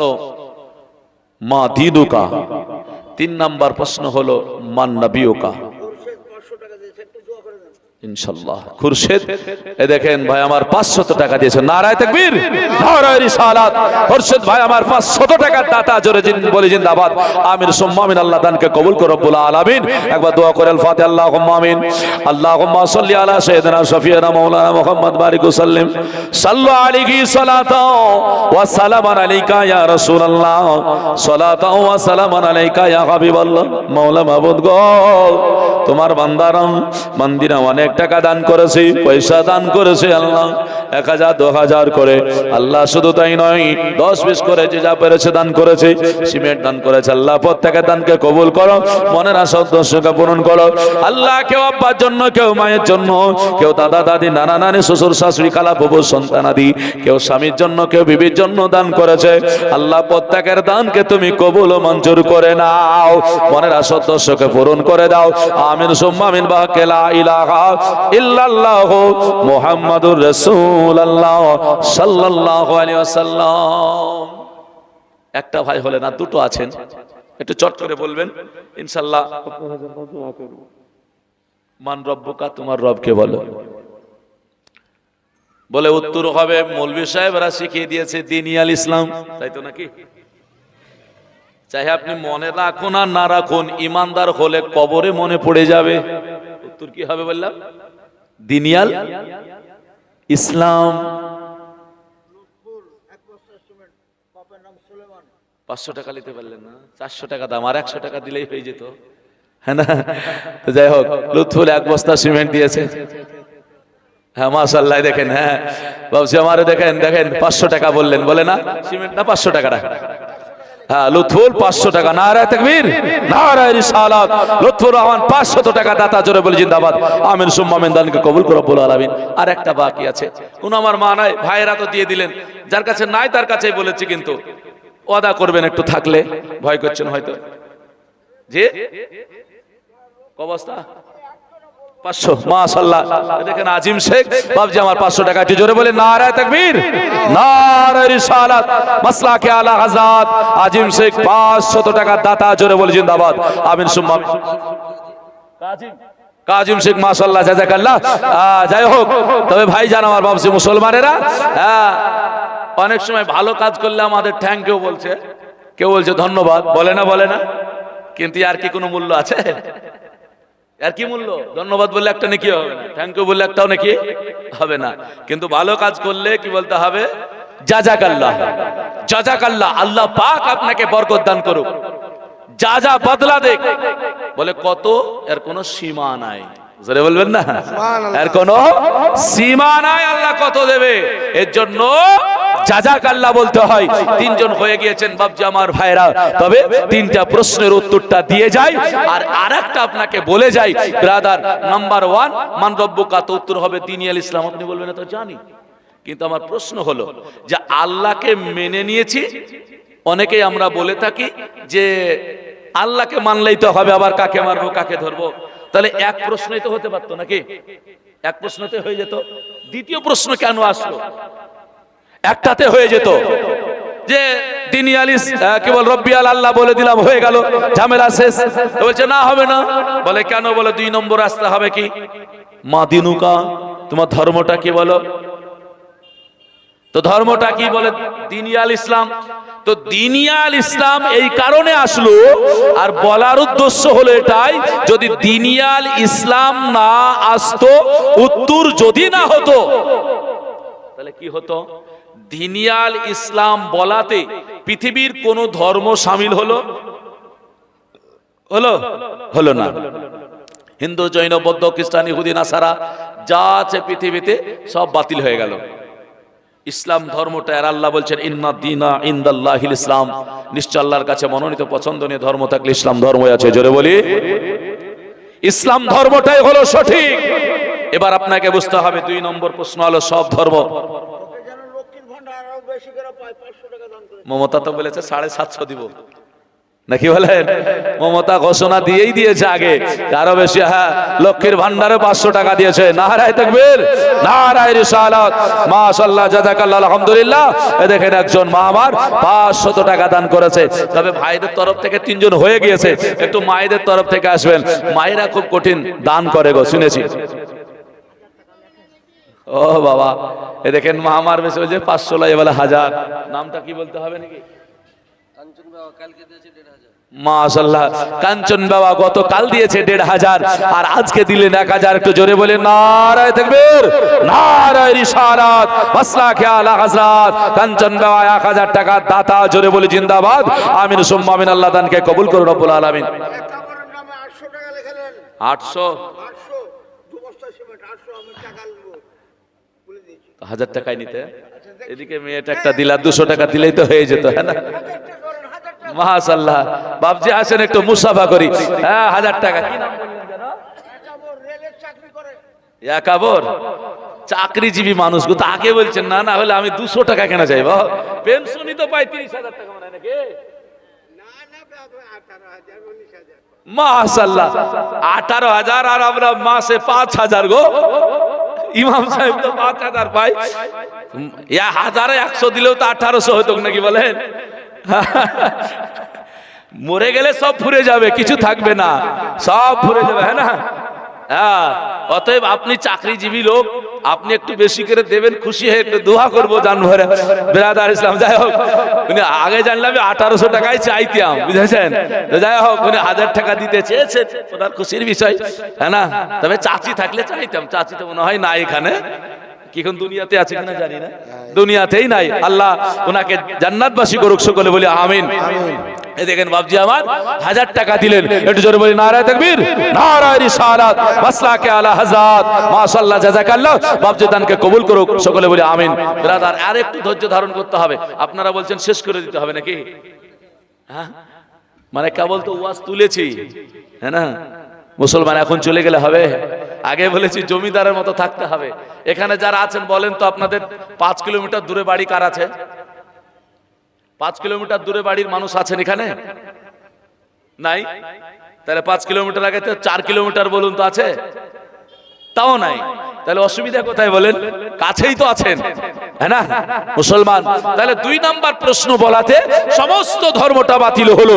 আল্লাহর নবী বলেছেন, হে মুসলমানেরা তোমাদের জবান দিয়ে যেন বের না হয় আমাদের মুসলমান কিছু বলে তাকে দেখবেন কি বলে জানেন? বলে সব ধর্মগুলোই ঠিক, বলে না? বলে না? না। ও হযরত আবেস বলছেন শেষে তোহফা আছে আপনাদের জন্য। তবে ভাই রাত্রি যত হচ্ছে মার্কেট বন্ধ হচ্ছে না, হয় না?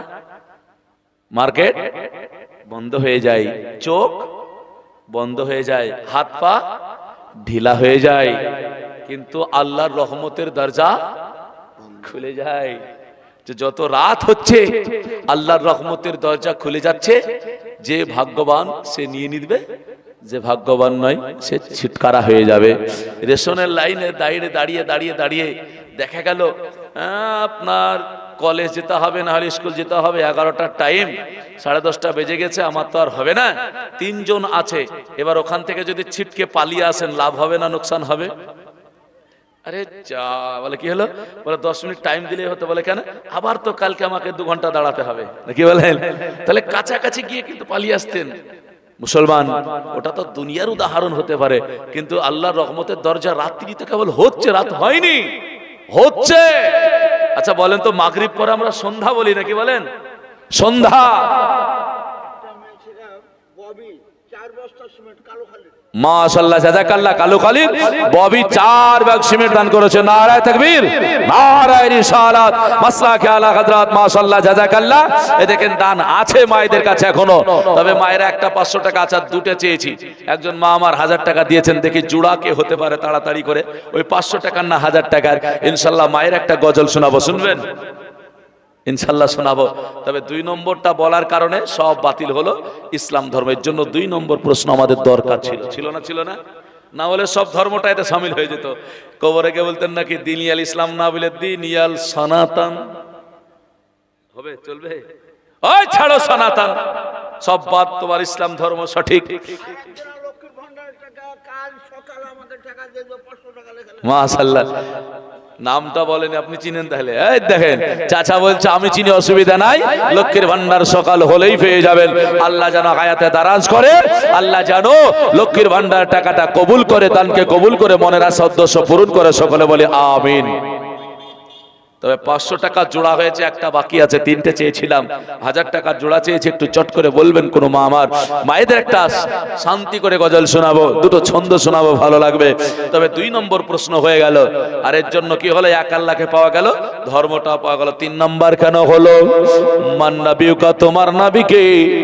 এই প্রশ্নটা আর এক রকম করা আছে, মা কুনতা তাকুলু ফি হাক্কি হাযার রাজুল, বলো না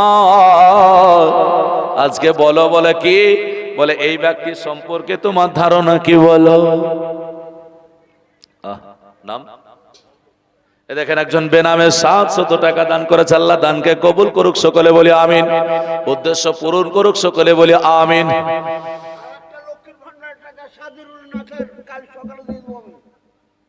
সাদরুল, এ দেখেন দেখেন নাম ঘোষণা। তবে 3টে আমি চেয়েছিলাম, এবার আপনাকে আনতে হবে একটা। দেখি আপনাকে কে মোহব্বত করে, হ্যাঁ না? এটা তো আমি চেয়েছি 3টে, এবার আপনাকে কে চাই দেয় দেখি মুসলমান। তবে 3 নম্বর প্রশ্ন হলো মান নাবিয়ুকা, তোমার নবীকে। এই 3 নম্বর প্রশ্ন বলতে গিয়ে এটা আপনার তরফ থেকে হয়ে গেল। এ দেখেন আর একটা 500 টাকা, মাশাআল্লাহ জাযাকাল্লাহ। এ দেখেন 4 হয়ে গেছে। আমি এই ফজিলত গুলো যদি বলি এখন, তাহলে আপনি বলবেন বাপ রে বাপ। আচ্ছা 4 এর ফজিলত একটু বলবো। আল্লাহর হরফ নামে 4টা, রসুলের নামের হরফ 4টা, আল্লাহর ফারিস্তা মাসহুর 4টা, আল্লাহর কিতাব মাসহুর 4টা, নবীর সাহাবী মাসহুর 4টা, ইমাম হলো 4টা, নবী বলছেন আমার কন্যা হলো 4টা। বেশক কার বেনামিতে আমি দেব টাকা। কত টাকা? 500 টাকা চাচা বলছে আমি দেবো বেনামে 500 টাকা। মাশাআল্লাহ, জাযাকাল্লাহ। বিরাদান ইসলাম, তাহলে 5টা হয়ে গেল। আমি 4-এর ফজিলত বলছিলাম নাকি? রাসূল শেষ পর্যন্ত বললেন আমার কন্যাও হলো 4টা। জোরে বলি সুবহানাল্লাহ। তো 4কে নবী বলছেন অনেক ভালোবাসো, অনেক ভালোবাসো। মানুষ ইন্তেকাল করে গেলে তোমরা করো চাহাররাম, যাতে চাহাররামের সঙ্গে মিল হয়ে তোমার মুর্দা জান্নাতি হয়ে যায়। বেশক বেশক। 4-এর কি ফজিলত, তবে 5-এর কি নাই? 5-এর নাই? আরে 5-এর আছে। 5-এর কি আছে? নাম্বার 1 5 ওয়াক্ত নামাজ না। নাম্বার 2 ইসলামের খুঁটি খাম্বা। ইসলামের বুনিয়াদ কটা? 5টা লয়? ইসলামের বুনিয়াদ হলো 5টা। 5 ওয়াক্ত নামাজ, তাহলে 5-এরও কিন্তু কম নয়। হ্যাঁ মুসলমানেরা, আল্লাহর নবী সরওয়ারে কাউন মাকা আলাইহিস সালাতু তাসলিম জানিয়ে দিয়েছেন, বলে শোনো, চিন্তা করো না, করো না।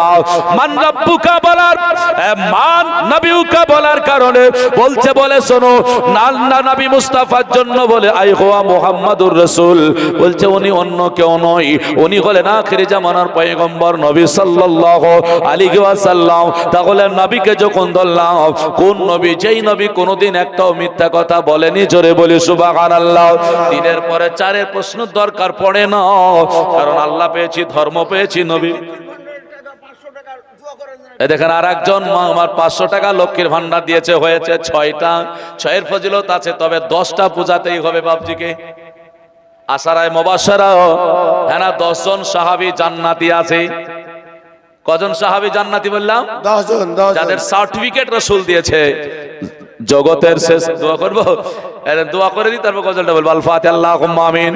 আল্লাহুম্মা সাল্লি আলা সাইয়্যিদিনা শাফিয়ানা মাওলানা মুহাম্মদ বারিক ওয়া সাল্লিম সালাতাও ওয়া সালামান আলাইকা ইয়া রাসূলুল্লাহ, সালাতাও ওয়া সালামান আলাইকা ইয়া হাবিবাল্লাহ। মাওলা তোমার বান্দা বান্দিরা দান করেছে, আয় আল্লাহ লক্ষ্মীর ভান্ডার থেকে তুলে তুলে আল্লাহ 500 করে দেওয়ার নিয়াত করেছে। কেউ 1000 দিয়েছে আল্লাহ, কেউ 2000 দিয়েছে আল্লাহ। তোমার বান্দারা সিমেন্ট দান করেছে, টাকা দান করেছে আল্লাহ। প্রত্যেকের দানকে কবুল করো, মনের সদস্যকে পূরণ করো মাওলা। আয় আল্লাহ তোমার দেওয়া ইসলাম ধর্মকে মানতে গিয়ে ঈমান রাখতে বড় কষ্ট হয়ে যায়। পৃথিবীর বুকে মুসলমানের উপর অত্যাচার হয়, জালিমের জুলুম সহ্য করতে পারা যায় না। কত মৃত্যুক বেরিয়েছে ইসলামে, আল্লাহ কত ক্ষতি করে দেয় আল্লাহ। জালিমদেরকে আল্লাহ তুমি দমন করে দাও, ইসলামের জয় এনে দাও। আজকে কোন মা, কোন ভাই বাপজিদের দানকে তুমি কবুল করে ফিলিস্তিনের ফয়সালা আল্লাহ তুমি স্বয়ং করে দাও। তোমার ঘর মসজিদ আকসাকে আল্লাহ তুমি হিফাজত করে নাও। আমিন সুম্মা আমিন। বিহাক্কি লা ইলাহা ইল্লাল্লাহ মুহাম্মাদুর রাসূলুল্লাহ সাল্লাল্লাহু আলাইহি ওয়াসাল্লাম। জগতের শ্রেষ্ঠ আসন যার, সে হয় মা জননী। জোরে বলি, জগতের শ্রেষ্ঠ আসন যার, অগসে হয় মা জননী। তোমরা দুঃখ কষ্ট দিয়ে মায়ের, তোমরা দুঃখ কষ্ট দিয়ে মায়ের ফেলো না চোখের পানি। জগতের শ্রেষ্ঠ আসন যার, সে হয় মা জননী। মায়া মোনা দয়ার সাগর, জগতে নাই তার তুলনা। জোরে বলি সুবহানাল্লাহ। মায়ের মতো কেউ হবে? 6টা মা হয়েছে, 4টা এখনো বাকি আছে, আসবে। তবে ভাই আপনারা কি পারবেন না? 3-4 পরে এগিয়ে আছি। আর একজন বাবজি আমার 1000 দিয়ে দিয়েছে। আর একটা 500 টাকা কেউ যদি থাকেন, যদিও বানান কবি বললেন, দেখেন লক্ষ্মীর ভান্ডার বেনামে, লক্ষ্মীর ভান্ডার 500 টাকা যা হচ্ছে যত বেনামে থাকবে হযরত দিয়ে দেবে, অসুবিধা নাই। 7টা হয়েছে, মায়ের আমার একটা দিবেন। কই বলছেন, মায়া মোনাক দয়ার সাগর, জগতে নাই তার তুলনা। জোরে বলি সুবহানাল্লাহ। মায়া কত টাকার ভিতর, ছেলের তরে দেখো না।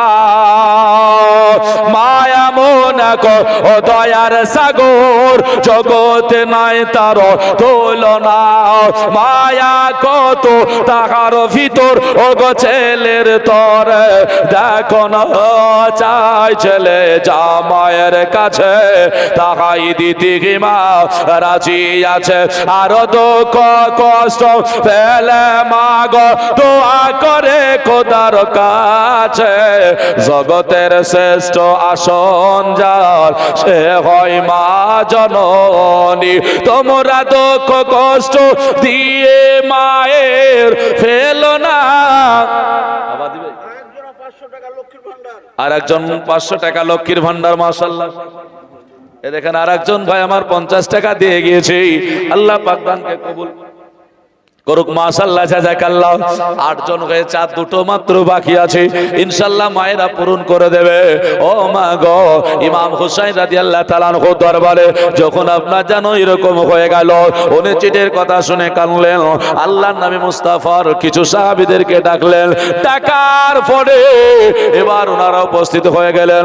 আল্লাহর নবী মুস্তাফার নামাজ ইমাম হুসাইন বললেন, ভাইয়া গো, ও ভাইয়া, আমাকে বারবার করে দেখো চিঠি দিয়ে ডেকেছি, যেমন 150 টাকার চিঠি, ওই চিঠিটা আপনার যেন সামনে হাজির করে দেওয়া। সঙ্গে সঙ্গে উনি বলে উঠলেন, বলে শোনো ও দরদিরা, আজকে শোনো আমাকে চলে যেতে হবে কুফার সরজমিনে, তাই নাকি বলে? ওনারা বললেন, না যেতে দেব না, যেতে দেব না, আপনার আগে আমরা যাব, খবর নেব। মুসলিম বিন আকিল গিয়েছিলেন, হুসাইনের হয়ে খবর নিয়েছিলেন। ওনাদের কাহিনী লম্বা, ওনাদের জায়গায় যাব না, হুসাইনের জীবনীটাই বলে যাব। যাওয়ার পরে কুফায় অবস্থা যা ঘটনা ঘটলো শুনেছিল, 2 সন্তানেরও ঘটেছিল বিরাদার। কিন্তু ইমামে হুসাইনের জন্য আপনার কুফায় গিয়া মুসলিম বিন আকিল একটা পত্র লিখে পাঠাইয়া দিয়েছিলেন। ওই পত্র পাওয়ার পরে উনি আপনার যেন যেতেই আপনার যেন রওনা হয়েছিলেন। চলবে সেটা যেতে রাস্তার মাঝে আপনার যেন দেখা হলো একজন, তার নাম হলো ফারুক। তার সঙ্গে কথা হলো, সঙ্গী হয়ে গেল। এবার উনি আপনার যেন চলতে আরম্ভ করলেন। যেতে যেতে বাবা একজন মহিলার সঙ্গে দেখা হয়ে গেল। ওই মহিলা ডেকে বলল, হুসাইন গো, হুসাইন কোথায় যাও? নবী প্রেমিক, নবীর নওয়াজ, কোথায় যাও বলো না, বলো না। ইমাম হুসাইন বলল, বলে মা, নবী বংশের সন্তানদের ডাক ছিল, মধুর গো, মুখে আওয়াজ কত না ভালো। বলছেন, বলে মা, আমি যে কুফা শহরে যাব, ওই কুফাতে আমাকে ডেকেছে, তাই নাকি? বলে হ্যাঁ, আমি কুফায় যাব, কুফায় যাব। যেমনই বলো, সঙ্গে সঙ্গে উনি বলছেন, বলে শোনো, কুফায় যদি যেতে হয়, আমার একটা সন্তান আছে, তারে তুমি নিয়ে যাও। বলে কেন? হুসাইন গো, আমি শুনেছি কুফায় যেতে হলে কারবালার ওপর দিয়ে যেতে হবে, আর কারবালার ওপর দিয়ে যদি যেতে হয়, আমার ছেলেকে তোমার জন্য দরকার হয়ে যাবে। মা বলছে, কুফা কঠিন জায়গা গো, ওই দিক দিয়ে গেলে দরকার হয়ে যাবে। সুবহানাল্লাহ, মাশাআল্লাহ। এ দেখেন বাবজি বলছে, আমার পোতার মতো, মানে পোতার বয়সে ছেলে 500 টাকা দান করেছি। আল্লাহ দানকে কবুল করুক, মনের সদস্য পূরণ করুক, সকলে বলে আমিন। হাদি সাহেব মাশাআল্লাহ, তবে 500 1000 করে দিয়েছেন। আমি চাইনি অত, একটা নাই কোনো বাপ 2000 টাকা দেবেন। আর একজন 100 টাকা দিয়েছে, 2000 টাকা। কেউ যদি, সবাই তো দিল 500 করে, একজন কোন ভাই যদি থাকেন 2000 টাকা খাস উদ্দেশ্য নিয়ে আর একবার হাত তুলে দোয়া করব। ও আমার ভাইরা, বাপসিরা, এখনো মায়েরা দুজন বাকি আছে, লক্ষ্মীর ভান্ডার আসতে বাবা। আমাদের বাবজির কাছ থেকে 4 জনা হয়েছে। ব্রাদার হাজী সাহেব বাবজি আমার এনে দিচ্ছেন, খুব ভালো। তবে চলে যায় আলোচনায়, বলছে আমার বেটাকে সঙ্গে নিতে হবে। বলে আপনি দেবেন, আমরা তো বড় বিপদে যাই, ওইখানকার মানুষ ভালো না। তবে পত্র পেয়েছি ভালো বলে তারপরে যাচ্ছি, কি অবস্থা হবে তবে জানি না। উনি বলছেন, বলে চিন্তা নাই, আমার ছেলেকে নিয়ে যেতে হবে, নিয়ে যাও। এই কথা বলার পরে বলল ঠিক আছে তাহলে। মা জনম দুখুনি চলে গেলেন। বেটাকে বলছেন, বলে বেটা আর দেরি নয়, দেখো ইমামে হুসাইন আবির নওয়াসা এসে হাজির হয়েছে, চলে যাও। কোথায় গো? বলে হুসাইন যাবে ওই কুফার সরজমিনে। হুসাইনের পক্ষ নিয়ে বাড়ি থেকে বেরিয়ে যাও, হুসাইনের সঙ্গ হয়ে যাও। জোরে বলি সুবহানাল্লাহ। বলছে মা ঠিক আছে, সুবহানাল্লাহ, মাশাআল্লাহ। মাসরাউল সুবর্ণ মির্গি থেকে এসে আল্লাহ আল্লাহ সুবহানাল্লাহ 1000 টাকা দান করেছে। একটু চিল্লাইয়া বলুন নারায়ে তাকবীর, নারায়ে রিসালাত, মাসলাকে আলা হযরত উলামা আহলে সুন্নাত। মাসরাউল ভাই আমার 1000 টাকা দাতা। হ্যাঁ এ দেখেন বেনামে আবার 400 টাকা দান করেছি। ওগো জনম দুঃখিনী মা, কি করুণ ঘটনা সন্তানের জন্য। মা বলছে, বলে হুজুর আমার বেটাকে দিতে চাই আপনার সঙ্গে। মা বলছে বেটা যাবে, বেটা যাক কোনো অসুবিধা নাই। বেটাকে বলছে যেতে হবে। বেটা বলছে মা গো আমি চলে যাব, আপনি আমাকে বিদায় দেবেন। বলে হ্যাঁ শর্ত আছে। বলে কি শর্ত? বলে আগে তোমার বিবির কাছে যাও। বেটা বলল মা বিবির কাছে যাব, এই তো বিয়ে হলো, আর মাপ চেয়ে নিয়ে আসি। বলে কেন? মাপ তো চাইতে হবে। চলে গেলেন বিবিকে গিয়ে বললেন, বিবি গো আমারে তুমি ক্ষমা করো, আমারে তুমি মাফ করে দাও, তোমাকে বিয়ে করে নিয়ে আসাও। আমার যেন 1 সপ্তাহ হলো না, আমার মা আজকে যেন হুসাইনের সঙ্গ নিতে বলেছিল, হুসাইনের সঙ্গ হয়ে যেতে হবে। আমি চলে যাব, তবে চিন্তা করো না, চলো। ও মুসলমান আমার ভাইরা, যেমনই বাবাই কথা বলা হলো। বিবি বলল স্বামী গো একটাই শর্ত, আমি যেতে দেব, আমি অনুমতি দেব, আমার একটা শর্ত মানতে হবে। বলে শর্ত কি আছে? আমি মনে করলো আমাকে মনে হয় কোন শর্ত কঠিন দিয়ে দেবে। বিবি ডেকে বলল স্বামী গো আমি কঠিন দেব না, কঠিন দেব না, শুধুমাত্র এতটুকু বলে যাই, যদি আপনি হুসাইনের সঙ্গ হয়ে শহীদ হয়ে যান, কিয়ামতের ময়দান যখন হবে ওই আপনি শহীদার কাতারে দাঁড়াবেন, আমি আপনার বিবি আমি যেন শহীদার স্ত্রী হয়ে দাঁড়াতে পারি। জোরে বলে সুবহানাল্লাহ। বিবি বলতে এটাই চাইলো। বলে স্বামী গো আপনি যাবেন হুসাইনের সঙ্গ হয়ে, ওই কারবালার নাম শুনেছি, আর মনে হয় আসবেন না, তবে শহীদ হয়ে যাবেন। আমি বিবি হলেও আপনি শহীদ হলে নারাজ হব না। বাবজি আমার ভাইয়েরা, মা বোনেরা টাকা দিয়েছেন, পয়সা দিয়েছেন, আজকে সিমেন্ট দিয়েছেন, কিন্তু উনি সন্তান দিচ্ছেন। আর কি বলেছেন জানেন? ভারতে যেটা বলছিলাম, উনি তো সন্তান দিনের ভারতের হুজুর হাফিজে মিল্লাত আলাইহি রহমান নাম হযরত গণেরা সবাই জানে। উনি মাদ্রাসার জন্য চাইছিলেন, আজকে ঈদগাহের জন্য দিচ্ছেন। মাদ্রাসার জন্য বলেছিলেন তোমরা যে যা পারবা সাদকা করো, একটু সাদকা। আমাদের দিকে তো চাইতে হয়, যেমনই বলা যার কাছে যা ছিল একবার ঢেলে দিয়েছেন। একজন মহিলা উনি বলছেন হুজুর আমার অর্থ নাই, আমি পরে দেব, এইরকম সমর্থ নাই, আল্লাহ রুজি মাপলে দুটো খাই, না হলে থেকে যাই, এভাবে চলে। আপনি এক কাজ করেন। বলে কি? বলে দুধের বাচ্চা আছে, নিয়ে গিয়ে বলছেন হুজুর এই বাচ্চাটাকে আপনি নিয়ে নেন। জোরে বলবেন না সুবহানাল্লাহ। দুধের বাচ্চা। হুজুর হাফিজে মিল্লাত আলাইহি রহমা বলছেন এই পাগল মেয়ে, দুধের বাচ্চা কি হবে? মাদ্রাসা নিলে লাভ হবে? আপনার এই ঈদগাহে যদি কেউ একটা মেয়ে এসে বলে আমার দুধের বাচ্চাটা নিয়ে নেন, লাভ হবে? মানুষ করতে তার মানুষ লেগে যাবার পিছনে, নাকি কষ্ট হয়ে যাবে। তো দুধের বাচ্চা মাদ্রাসায় কি হবে? হুজুর আমি 1 টাকা দিব, এই টাকাটাও আমার কাছে নাই, আর সাদকা থেকে আমি বঞ্চিত হতে চাই না। বলে হুজুর আপনি যে সাদকার ফাজিলাত বললেন, সাদকা করলে পারে বালা মুসিবত দূর হয়ে যায়। বলে কোন বালা? বলে অ্যাক্সিডেন্টের বালা দূর হয়, কবরের আযাব মাফ হয়, আল্লাহ পাক রুজিতে বরকত দেয়, আল্লাহ রোগ বালা দূর করে দেয়। এক কথায় কষ্ট যেটা হয় সেটা থেকে আল্লাহ পাক মুক্তি দান করে। জোরে বলি সুবহানাল্লাহ। এর জন্য বলছেন, বলে হুজুর এত বড় ফজিলত থেকে দূরে কোথায় যাব? কিছু নাই, তাই মনে করলাম বাচ্চাটা নেন। কোনো মতে শুনে না। মহিলা বলেছিল, এটা বলে দিই, মহিলা বলেছিল হুজুর বাচ্চাটা নেন, যদি অসুবিধা হয় কষ্ট হয়, মাদ্রাসা যখন নির্মাণ করবেন পিলারের তলে বসে দিবেন, আমার বাচ্চার উপরে সিমেন্ট বালু ঢেকে ঢেকে দিবেন, আমি জনম দুঃখিনী মা জেনে যাব আমার বাচ্চাটাকে নবীর ঘরে আমি সাদকা করে দিয়েছি। জোরে বলবেন না? বাচ্চা দুধের দিচ্ছে না,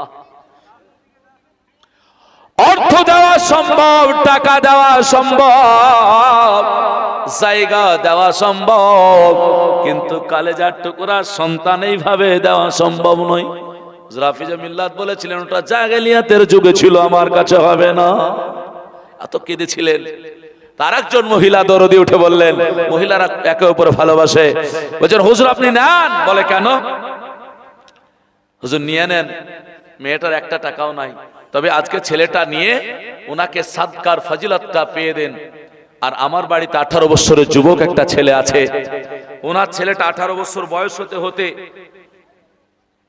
আমার ছেলেটা যত রোজগার করবে 18 বছরে সবটা নবীর ঘরে আমি সাদকা করে দেবো। জোরে বলি সুবহানাল্লাহ। আর ওই বাচ্চাটা আমি মানুষ করে দেব। মুজিবুর 500 টাকা, মাশাআল্লাহ। জোরে বলে নারায়ে তাকবীর, নারায়ে রিসালাত।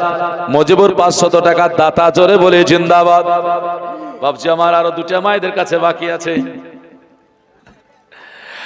মুসলমান আমার ভাইরা, যাই হোক না কেন মা আপনাদের কাছে টাকা চেয়েছি, জায়গা চাইনি, সন্তান চাইনি, শুধুমাত্র টাকা চেয়েছি।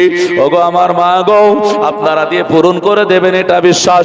আশারায়ে মুবাশশারা 10 জন জান্নাতি সাহাবী, তাদের সঙ্গে একটু শামিল হতে হবে। ব্রাদার চলুন না গিয়ে যাই। হুসাইন রাদিয়াল্লাহু তাআলা আনহুকে এবার বেটাকে দিলেন, তার নাম হলো আব্দুল ওয়াহাব। উনি আপনার যেন মার কাছে আসলেন, বিবির কাছে আপনার যেন বিদায় নিয়ে মাকে বলে মা, তাহলে বিবির কাছে মাপ চাওয়া হলো, বিদায় নেওয়া হলো, এবার আমি যেন চলে যাব মা। সে বললো বলে বেটারে বিবি কি শর্ত দিয়েছে নাকি? বলে হ্যাঁ। বলে কি?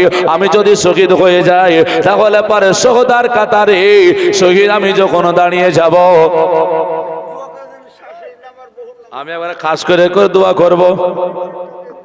মুজিবুর একটা পরিশোধ হয়ে গেল।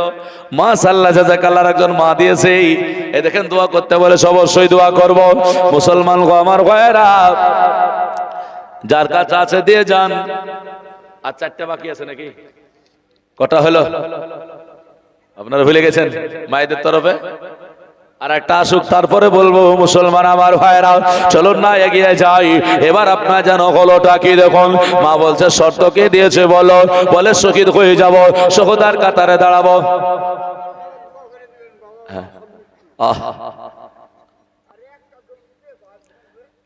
চলে গিয়েছে একজন। মুসলমান আমার ভাইয়েরা, বাবা মার জন্য একটু দোয়া করি। আল ফাতিহা। আল্লাহুম্মা আমিন। আল্লাহুম্মা সাল্লি আলা সাইয়্যিদিনা শাফিয়ানা মাওলানা মুহাম্মদ বারিক ওয়াসাল্লিম। আয় আল্লাহ, যে জানিয়াতে দান করেছে আল্লাহ কবুল করো। তাদের পিতা মাতাকে আল্লাহ তুমি জান্নাতবাসী করো। আয় আল্লাহ, তাদের কবর আযাব মাফ করো, কবরটা জান্নাতের টুকরা বানাও, কবর থেকে জান্নাত পর্যন্ত রাস্তা চওড়া বানিয়ে দাও। ওই কবরের রিয়াজুল জান্নাতের বাগিচা বানিয়ে দাও। জাহান্নামের দরজা বন্ধ করে জান্নাতের দরজা খুলে দাও। ওগো মাওলা, তোমার কাছে হাত দুখানা তুলেছি, গভীর রাত্রে খালি হাত ফেরাইও না। আল্লাহ হাফেজ সাহেব আছে আমার সঙ্গে, নামাজিরা আছে, হাজী সাহেবের আছে, আল্লাহ ওলামারা হয়তো আছে। আল্লাহ তাদের হাত কারো কবুল করে মনের আশা উদ্দেশ্যকে পূরণ করো। যার নিয়াতে যে উদ্দেশ্য দিয়েছে আল্লাহ কবুল করো। আমিন সুম্মা আমিন। বিহাক্কি লা ইলাহা ইল্লাল্লাহু মুহাম্মাদুর রাসূলুল্লাহ সাল্লাল্লাহু আলাইহি ওয়াসাল্লাম। আমার ভাইরা চলে গেলেন। এবার আপনার যেন মা বললো বলে বেটারে বিবির মতো আমাকে যেন নিস, আমিও যেন সহদার মা হয়ে দাঁড়াতে পারি। ঠিক আছে, সঙ্গ হয়ে কারবালা রওনা দিয়ে দিলেন। এ মুসলমান, যেমনই বাবা আপনার যেতে যেতে রাস্তায় গিয়ে হাজির দিয়ে দিল। হুরের সঙ্গে দেখা হলো, একটা একটা করে বলে যায়। হুরের সঙ্গে দেখা হলো জোহরের সময়। জোহরের সময় দেখুন দেখা হলো, হুরটা কে ছিল? আপনার ইয়াজিদের লোক, পাঠানো লোক। হুসাইন আসতেছে, তাকে দেখে এসো, ধরে নিয়ে এসো। হুসাইন আসবে শুনেছে, আগাম পাঠিয়ে দিয়েছে, যাও। চলে গেল, নিয়ে আসবে কি বাবা? জোহরের সময় দেখা হলো। এবার আপনার যেমনই বাবা ক্ষুধার্ত পিপাসিত, হুসাইন দেখেন কেমন মানুষ। উনি বলছেন আলী আকবরকে ডেকে বেটা, আজান দাও। আজান হলো, নামাজ সমাপ্ত হলো। বলছে অবলা জানোয়ার ওটগুলোকে তুমি পানি পান করাও। আব্বা শুধু আমাদের বলে না, হুর যতগুলো উট নিয়ে এসছে সবকে পান করাও। সব পান করানো হলো, খাবার একসঙ্গে খাওয়া হলো। গল্প হচ্ছে আসরের নামাজের সময় হলো, আজান হলো, আসরের বাবা নামাজ হলো। এবার আপনার যেন এত ইনসাফ দেখানোর পরই মুসলমান আমার যেন বলছে, বলে কি বলছে জানেন?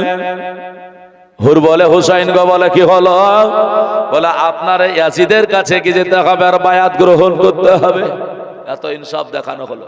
আমি দার্জিলিং থেকে গত রাত্রিতে আসলাম প্রোগ্রাম করে, বুঝেছেন তো? দার্জিলিং এ প্রোগ্রাম করার পরে আমাকে বলছে টাকা কত দিতে হবে। তাই আমি বলেছি আপনাদের এখানে তো প্রথম এসেছি, তো ইনসাফ করে দিয়েন। তা আমাকে কি বলছে জানেন?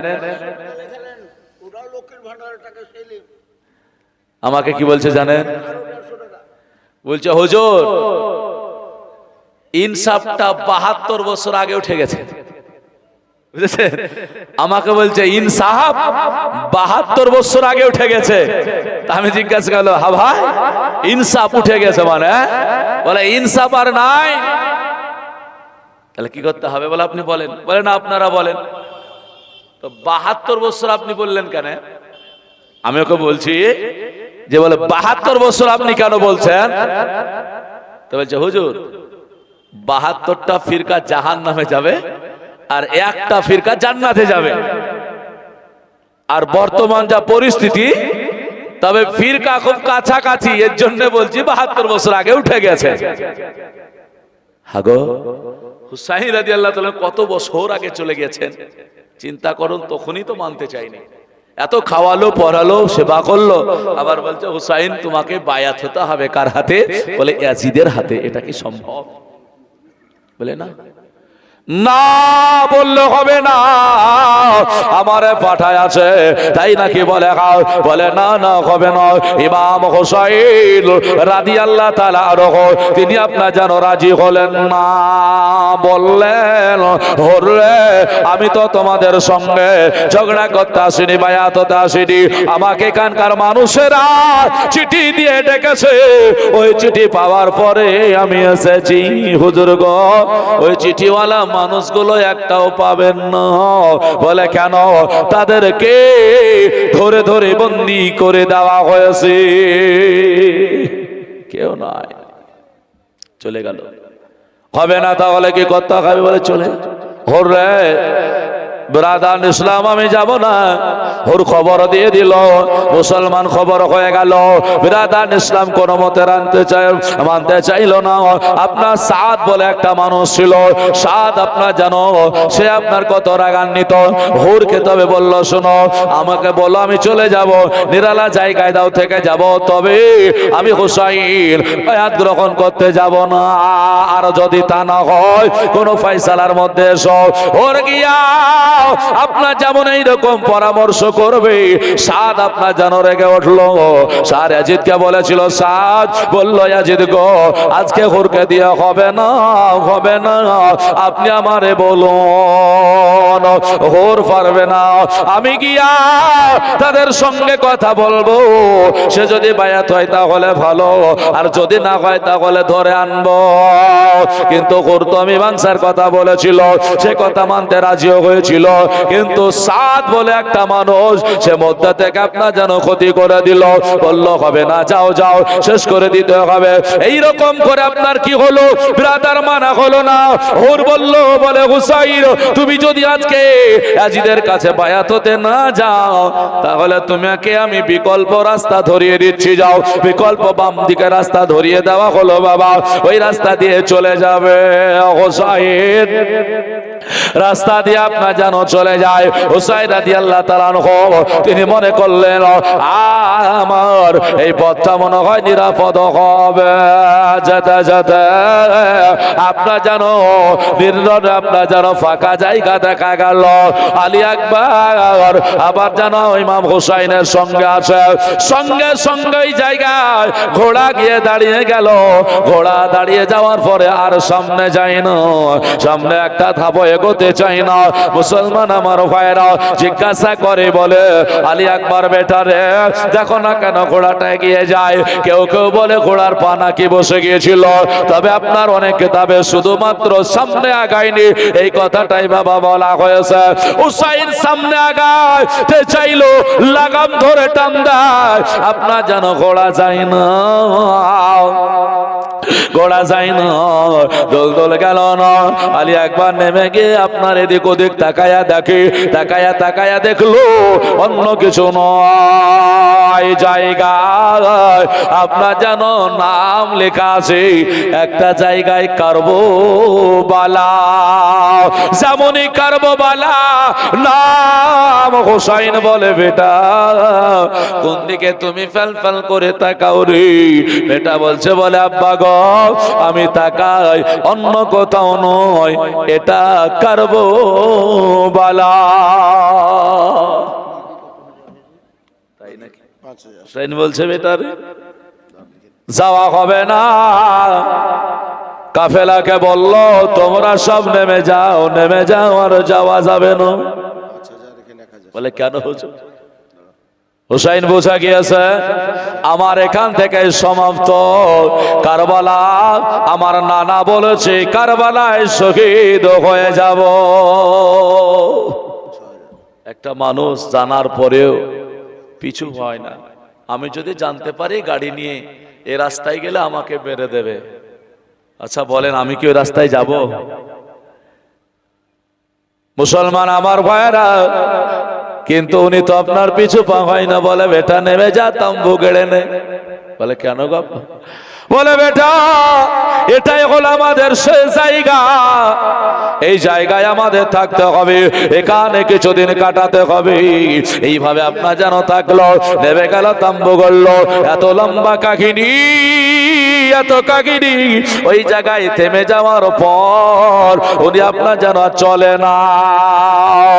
খবর হয়ে গেল আপনার যেন ইমাম হুসাইন কারবালার প্রান্তরে তাম্বু গেড়ে দিয়েছে, ওই জায়গায় আশ্রয় নিয়ে নিয়েছে।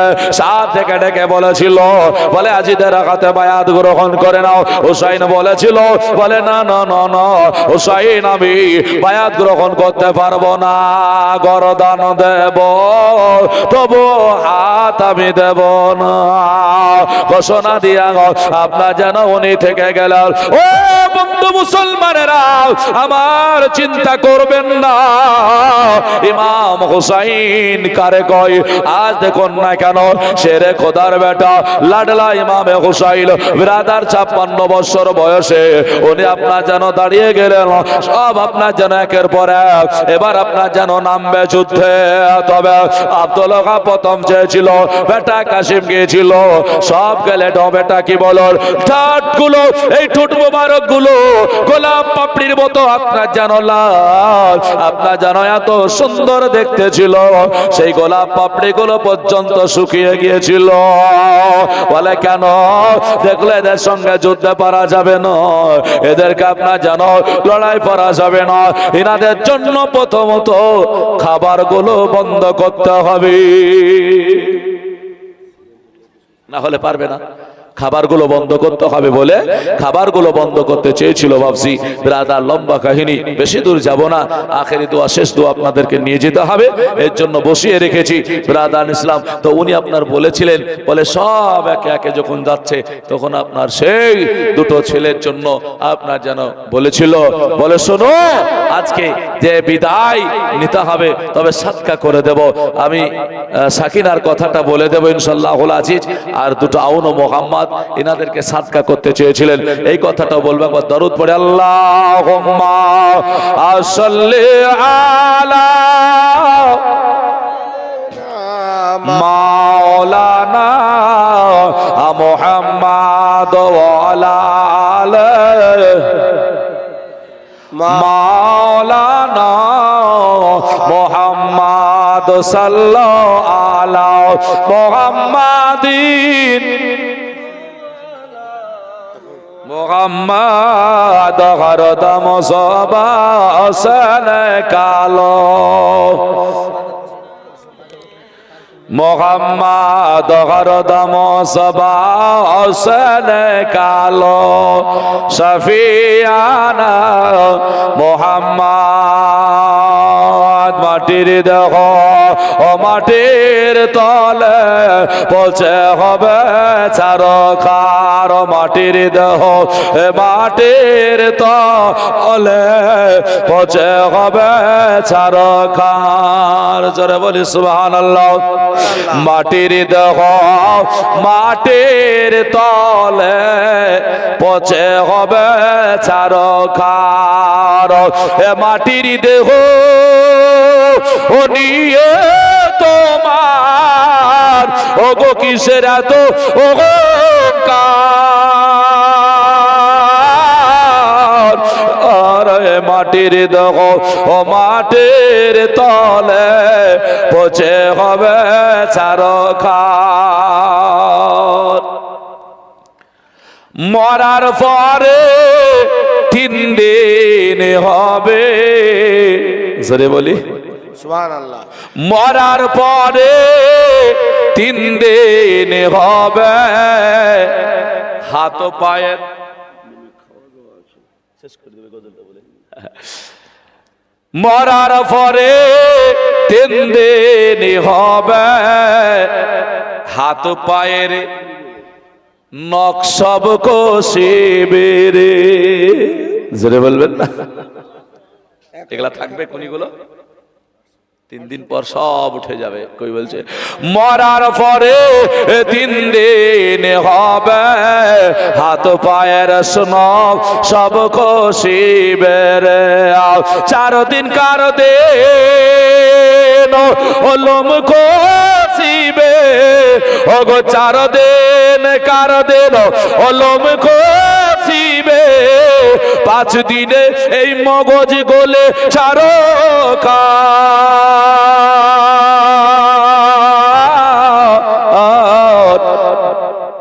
মাটির দেহ মাটির তলে পচে হবে চারকার মাটির দেহ নিয়ে তোমার ওগো কিসের তো অহংকার মাটির দেহ মাটির তলে পচে হবে চারকার মরার পরে 16টা দিন পার হবে জোরে বলি সুবহানাল্লাহ 5 দিন যখন হবে মাথার মগজ গলে যাবে ভিতরে কি অহংকার কি বড়াই কি হবে এসব করে বলুন 5টা দিন পার হতে দেন মরে গেলে সব খুঁজতে আরম্ভ করবে 5টা দিনে মগজ গলে শেষ হয়ে যাবে মরার পরে 16টা দিন পার হবে এই পেট ফেটে নাড়ি ভুড়ি বের হবে রে মরার পরে 16টা দিন পার হবে আর ফেটে ফেটে নাড়ি ভুড়ি বের হবে রে পোরা সাটো ওটা দিন রবে ও গো পোরা আসাটা দিন রবে এ দেহ গলে চারকার মাটির দেহ মাটির তলে দেখেন টাকাগুলো গেল কিন্তু আপনি গেলে আসতো সব মাশাআল্লাহ জাযাকাল্লাহ এ দেখেন 10 টাকা 20 টাকা করে দেখেন আরো দিয়েছে যাও তোমাদেরকে দিবে অনেকে সবাই আসতে পারবে না এ দেখেন দিচ্ছে অনেক টাকা হ্যাঁ না আমি নেব না আপনাদেরকে দিয়ে দেব একই বলছে মরার পরে 16টা দিন পার হবে, পেট ফেটে নাড়ি ভরে বের হবে রে, পুরো 60টা দিন রবে, ওগো পুরো 60টা দিন রবে, আর দেহ বলে ছাড়ো ও খার, এ মাটির দেহ মাটির তলে পচে হবে চার। আপনাকে টাকা দিতে বলছে, টাকা। হ্যাঁ না, মেয়েরা আসছে জন্য আপনাকে নিয়ে নিতে বলছে। আর লম্বা করব না, কোরআন থেকে পড়েছিলাম আল্লাহ পাক রব্বুল আলামিন আমার বলেছেন ইন্নাদ দীনা ইনদাল্লাহিল ইসলাম। আল্লাহ আমার বলেন নিশ্চয় আল্লাহর কাছে মনোনীত পছন্দনীয় ধর্ম যদি থাকে ইসলাম ধর্মটাই রয়েছে। জোরে বলি সুবহানাল্লাহ। আর আলহামদুলিল্লাহ আমরা সেই ইসলাম ধর্মের মধ্যেই শামিল হয়ে আছি, নাকি বলেন? অতএব আমাদেরকে জানতে হবে যে আমরা ইসলাম ধর্মের মধ্যে, আমরা মুসলমান, আমরা ইসলাম ধর্ম কবুল করেছি। আল্লাহ আমাদের সঠিক বুঝদান করুক, সকলে বলি আমিন। আমাদেরকে আল্লাহ, আমাদের সকলকে আল্লাহ পাক ফিতনা থেকে যেন বাঁচিয়ে নেয়। আমরা আরেকবার সকলে বলি আমিন।